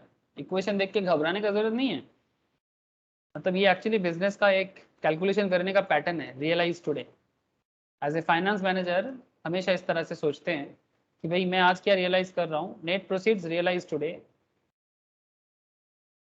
नेट प्रोसीड्स मतलब आज जो आपको पैसा मिल रहा है इसके अगेंस्ट में आप जो कैश फ्लो जनरेट कर रहे हो, C1 डिवाइडेड बाई, ये एक्चुअली कैपिटल बजटिंग का ही टेक्निक है, C1 divided by 1 plus R plus C2 divided by 1 plus R whole square plus dot dot dot dot CN 1 plus R whole to the power N।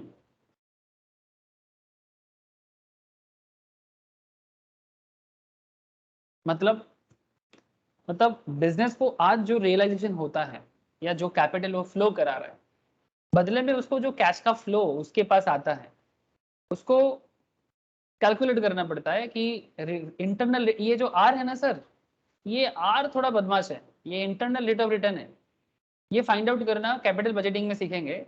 But business का जो equation बनता है ना, net proceed realise today, जो आज business को मिल रहा है उसके बदले क्या कैश फ्लो बिजनेस फ्यूचर में जनरेट कर पा रहा है। ठीक है, कॉस्ट जो सफर कर रहा है, जो बिजनेस को कैश फ्लो हो रहा है, post tax cash flow C1 C2 CN, और उसको इंटरनल रिटर्न के थ्रू से कैलकुलेट करना पड़ता है। अभी चिंता करने का जरूरत नहीं है, जब कैपिटल बजटिंग पढ़ेंगे ना तब ये एरिया एकदम बिल्कुल चकाचक हो जाएगा। ठीक है, लेकिन फिलहाल आपको कंपनीज के हिसाब से सोचने का थोड़ा सा मैं बात कर रहा हूँ, लिखा रहा हूँ नोट्स पे। जब कैपबज करूंगा ये सब एरिया कवर हो जाएगा। तो C1 मतलब नेक्स्ट 1 साल बाद, C2 मतलब नेक्स्ट ईयर 2 साल बाद, इस तरह से 3 साल 4 साल 5 साल, जितना दिन तक बिजनेस आपको कैश फ्लो देता जाएगा उसको आज के डेट में कन्वर्ट करना। ठीक है, उससे फर्क पड़ता है बिजनेस को कि वो किस तरह से रिटर्न जनरेट कर रहा है या कैपिटल का कॉस्ट कितना हो रहा है। तो अभी आपको थोड़ा सा मैं कॉस्ट ऑफ कैपिटल में लेके जा रहा हूं फिर से।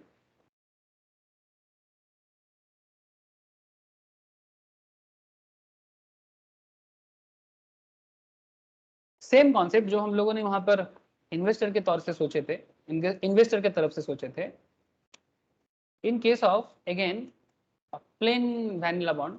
ठीक है, so very popular concept plain vanilla bond. In case of a plain vanilla bonds,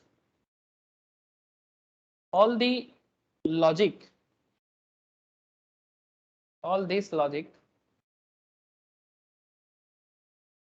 translates into a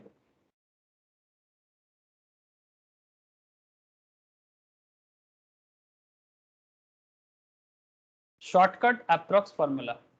मतलब कॉस्ट ऑफ कैपिटल में कुछ अप्रॉक्स फॉर्मूला बन गया, shortcut approx formula. Companies point of view से फॉर्मूला कैसे काम करता है, सर ध्यान से बात को समझिए, बहुत इंपॉर्टेंट है। एग्जाम में इसी तरह का सवाल होते हैं, आपको केडी पूछ लेगा। ठीक है, इन्वेस्टर पॉइंट ऑफ व्यू तो आपने देख लिया, इन्वेस्टर पॉइंट ऑफ व्यू में इन्वेस्ट करना चाहिए नहीं चाहिए, intrinsic value, yield to maturity important है। बट कंपनी के लिए केडी केई केसी इंपॉर्टेंट है। मतलब आपको केडी कैलकुलेट करना है, कॉस्ट ऑफ डेब्ट।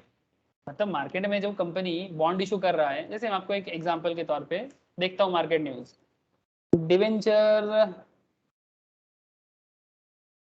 डिवेंचर इशू SBI, बहुत सारा कंपनी इशू करता है, न्यूज में देखते हैं क्या कुछ होता है। SBI कार्ड का एक एग्जाम्पल याद है,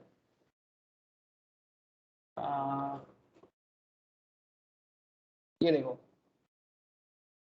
ये पुराना खबर है थोड़ा, 2021 का है, लेकिन एग्जाम्पल के तौर पे मैं यूज कर सकता हूँ, नो इशू। क्या आप लोगों को दिखाई रहा है सर? SBI कार्ड ने 2000 करोड़ का नॉन कन्वर्टेबल डिवेंचर इशू किया था, दिख रहा है ना? प्राइवेट प्लेसमेंट बेसिस पे। प्राइवेट प्लेसमेंट वगैरह क्या होता है कंपनी लॉ में जानेंगे, ठीक है, चल रहा है अभी प्रोस्पेक्टस के क्लास में, प्राइवेट प्लेसमेंट में बताऊंगा तब। The companies board had approved fund raising, मतलब सोर्स ऑफ फाइनेंस कर रहा है by way of issues of NCD non convertible debenture, मतलब वो कभी भी इक्विटी में कन्वर्ट नहीं होगा, 2000 करोड़ का इन वन और मोर ट्रांचेस, एक से ज्यादा ट्रांचेस में। सर यहाँ पर कॉस्ट के बारे में कुछ बोला है क्या? ये कॉस्ट के बारे में कुछ नहीं बोला। स्टॉक हैज टच्ड 1130, नहीं ठीक है। स्टॉक के बारे में इंटरेस्ट रेट वगैरह के बारे में कुछ नहीं बोला, लेकिन मैं आपको इतना बता सकता हूँ, ये डिवेंचर इशू जो कर रहा है कंपनी, बदले में इंटरेस्ट तो लेगा ना, मतलब इंटरेस्ट बोलेगा ना कि भाई मैं इतना इंटरेस्ट प्रोवाइड करूंगा। ठीक है, तो इस तरह से आपको मिलेगा कि वो कितना इंटरेस्ट रेट के थ्रू से, जैसे कि ये 500 करोड़ का भी एक SBI कार्ड ने किया था, ये देखो यहाँ पर आपको इंटरेस्ट दिखेगा, face value of 10 lakh each, bear a coupon rate of 5.55%। एक एक डिवेंचर का फेस वैल्यू 10 लाख रखा है sir, coupon rate 5.55%। payable annually. NCT will be listed on wholesale debt market segment BSE. BSE के होलसेल डेब्ट मार्केट में ये लिस्टेड हुआ है, दिखाई दिया सर? हेलो, आप कनेक्ट कर पा रहे हो ना? जो पढ़ाई चल रहा है उसका रियल में कैसे काम होता है? हेलो, अरे हाँ ना, कुछ तो बोलो। Sir now question is that sir, ये 500 करोड़ जो बिजनेस मार्केट में इन्वेस्ट कर रहा है, ये बिजनेस के लिए क्या है? कॉस्ट है ना। 500 करोड़ 5% रेट में कर रहा है, कितने सालों के लिए कर रहा है, तो इसका केडी कैलकुलेट करना पड़ेगा सर। कॉस्ट ऑफ डेब्ट कितना है इसका, ठीक है? तो इस तरह से आपको यहाँ पर हमारे इस क्वेश्चन में केडी कैलकुलेट करना, कंपनी पॉइंट ऑफ व्यू से केडी कैलकुलेट करना है। तो केडी कैसे कैलकुलेट करोगे? केडी कैलकुलेट करने का फॉर्मूला कुछ ऐसा है सर, आई इंटू 1 माइनस टी। सर मतलब आई इंटू 1 माइनस टी मतलब जल्दी बोलो, पोस्ट टैक्स केडी ना। कॉस्ट ऑफ डेब्ट का जो इंटरेस्ट आपको दिया रहेगा ना, उसको पोस्ट टैक्स में कन्वर्ट कर लीजिएगा, plus F minus P net, बताता हूं, divided by N whole divided by F plus P net by 2।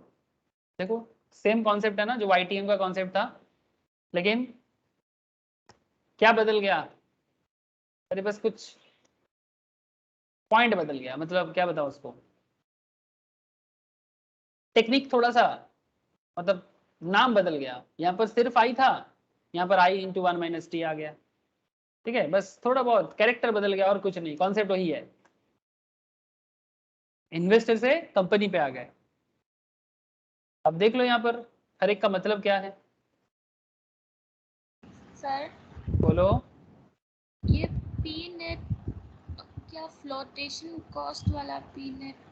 Yes sir, yes yes yes, एकदम बिल्कुल सही पकड़े हैं, सही पकड़े हैं, ठीक है? ये कौन सा एक सीरियल होता था, सही पकड़े हैं बोल, सुनता था टीवी में, कोई देखता था, लोग बोलते थे सही पकड़े हैं। 1 into 1 minus t, I into 1 minus t, post tax coupon amount, coupon मतलब interest, post tax coupon amount कितना है सर? सर जो क्वेश्चन हम लोगों ने इन्वेस्टर के हिसाब से किया था उसी को करें क्या? याद है? एकदम स्टार्टिंग वाला, एकदम स्टार्टिंग वाला जो मैंने किया था, 1000 का था, 12% इंटरेस्ट था। अरे याद आ रहा है कि नहीं? दिस वन इसी को फिर से करें। 1000 का है, कूपन रेट 12% का है, प्लेन वैनिला है ना। But now concept is from investor नहीं, कंपनी पॉइंट ऑफ व्यू, ठीक है? तो 1000 का 12% करके करो,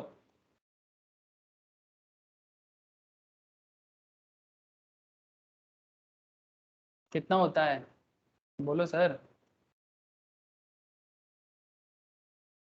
120 ना, लेकिन 120 इंटू क्या हो जाएगा, 1 माइनस टी, मतलब टैक्स कितना है, 30% मान लो, ठीक है? तो 120 का 30% अगर टैक्स में चला जाएगा तो बचेगा कितना, 0.7। समझ में आया कि नहीं आया? 30% अगर टैक्स है तो 1 माइनस एक्चुअली क्या हुआ, 0.3 हुआ, 1 माइनस 0.3 मतलब 0.7। समझे कि नहीं?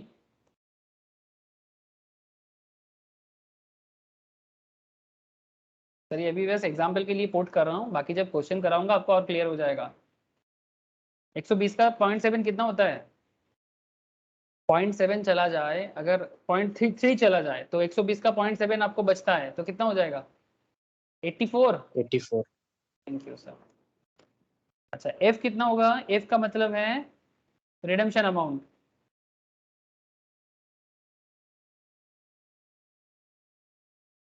Equals to 1000। पी नेट का मतलब है नेट प्रोसीड्स रियलाइज, जो आपको रियलाइज हो रहा है आज, रियलाइज मतलब जो बॉन्ड, हाँ, नेट प्रोसीड्स ऑफ बॉन्ड और realise equals to price minus flotation cost, जो ज्योति ने अभी बता रहा था, ज्योति जो बता रही थी अभी वही है। फ्लोटेशन मतलब सर क्या है ना, बॉन्ड हो या शेयर, मार्केट में लाने का एक खर्चा होता है, ब्रोकिंग कॉस्ट वगैरह, हाँ कुछ ना कुछ तो लग जाता होगा। मार्केट में मार्केटेबल करने का कॉस्ट फ्लोटेशन कॉस्ट के नाम से जाना जाता है, 1% 2% जो भी होगा। तो प्राइस माइनस फ्लोटेशन कॉस्ट, ठीक है, तो होता है पी नेट। और क्या,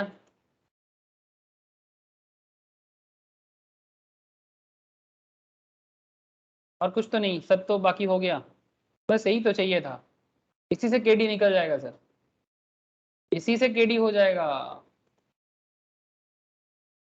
तो सर हमारा क्वेश्चन जो था, आप बताओ मुझे अभी, आपका मार्केट प्राइस क्या था, net proceed realise of bond कितना था, पी नेट क्या होगा बोलो तो 920 माइनस 5, 5 कहाँ से लाया सर, मान लिया फ्लोटेशन कॉस्ट, ठीक है, अभी मान लिया 5 जो है ये फ्लोटेशन कॉस्ट के तौर पे मान लिया, तो पी नेट हो जाएगा 915।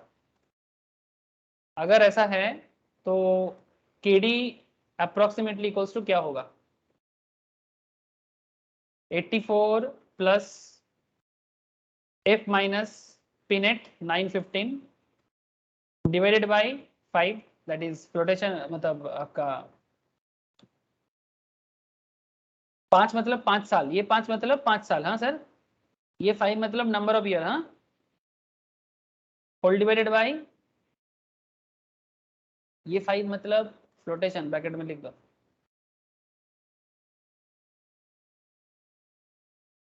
परसेंटेज में भी रह सकता है क्वेश्चन में। Again F plus P net whole divided by number of year, sorry whole divided by 2, calculate करें और मुझे बताएं।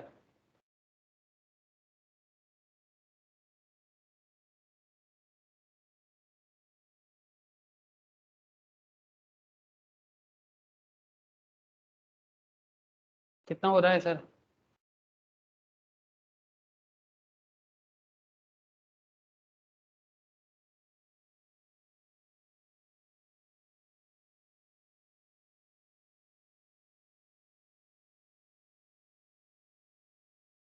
बोलो। 2.376। कुछ गड़बड़ किया रे, सर मेरा बहुत आ रहा है, बोलो। 52.74%। भयंकर गड़बड़ कर दिया होगा। तो ये प्लस में सर, ये प्लस है 1000 प्लस 915। हाँ प्लस है ना, अच्छा फॉर्मूला तो वही है, माइनस कर दिया। 1 into I minus T plus F minus P net by N whole divided by F plus P net by 2, ये है केडी का फॉर्मूला।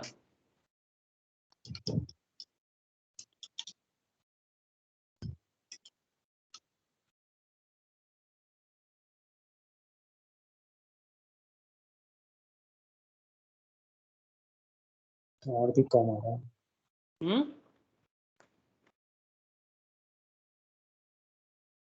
अरे तुम लोग ये सिंपल सा है, क्या प्रॉब्लम है, 1000 से 915 को लेस करो, डिवाइडेड बाई 5 करो, मतलब 84 हाँ प्लस मतलब 870 17 डिवाइडेड बाई 957.5 होगा, हाँ सर जो भी यही तो आएगा इसको इंटू 100 कर दो, परसेंटेज में आ जाएगा। दादा हाँ 10.55। हाँ, इतना इजी कैलकुलेशन में कितना समय लगा दिया आपने। ये है केडी, कॉस्ट ऑफ डेब्ट, मतलब कंपनी की जो मार्केट में ये बॉन्ड इशू किया उसको इतना कॉस्ट पड़ रहा है इस बॉन्ड को मार्केट में इशू करने के लिए। कॉस्ट ऑफ डेब्ट, डेब्ट उठाने का खर्चा, सोर्स ऑफ फाइनेंस का खर्चा, 100% अगर खर्चा कर रहा है तो 10% कॉस्टिंग है इसका, 10% 55 पैसा, ठीक है, समझ में आया, बोलो। है दादा। हाँ ठीक है, तो इसी तरह से मैं आप लोगों को कंपनीज पॉइंट ऑफ व्यू के हिसाब से, एग्जाम में दोनों ही पूछते हैं, ठीक है, कंपनीज पॉइंट ऑफ व्यू भी पूछते हैं ज़्यादातर केस में, लेकिन YTM इंट्रिंसिक वैल्यू भी पूछ लेता है सर, ठीक है, वो थोड़ा हाईफाई डिस्कशन लगता होगा, लेकिन ऐसा कोई हाईफाई बात नहीं है, दोनों पॉइंट सीखना चाहिए। तो मैं आप लोगों को कुछ क्वेश्चन घर पे करने के लिए दे रहा हूँ, ठीक है। कुछ देर बाद क्लास के बाद मैं भेजता हूँ आप लोगों को, कल सुबह तक मिल जाएगा आप लोगों को। तो सारा क्वेश्चन ट्राई करके मेरे को शेयर करें, हाँ। उसके बाद नेक्स्ट क्लास में मैं आप लोगों को जीरो कूपन बॉन्ड, ठीक है, term loan, preference shares, equity, सभी कॉस्टिंग सिखाऊंगा, ठीक है। सब होगा, सब होगा। जितना सोर्स ऑफ फाइनेंस है वो सारा सोर्स ऑफ फाइनेंस का हिसाब किताब करना पड़ेगा, ठीक है। तो क्या बाकी रह गया? टर्म लोन सीखूंगा, प्रेफरेंस शेयर सीखूंगा, फिर आपका इक्विटी सीखूंगा, ठीक है। सारा का सारा कॉस्टिंग जरूरी है, मतलब कॉस्ट ऑफ कैपिटल, मार्केट से कैपिटल उठाने का खर्चा कंपनी के हिसाब से, और इन्वेस्टर के हिसाब से तो आपने देख ही लिया, ठीक है। बॉन्ड में इन्वेस्ट कैसे करें, डिवेंचर में इन्वेस्ट कैसे करें, इस तरह से सोच विचार करके करना चाहिए, ठीक है। तो फिर इन्वेस्टमेंट एकदम पक्का बनेगा। बस इतना ही है सर आज, फिर नेक्स्ट क्लास में बात करेंगे, ठीक है sir. Bye sir. Okay sir, good night, bye sir. राखছি দাদা, গুড নাইট। ओके टाटा।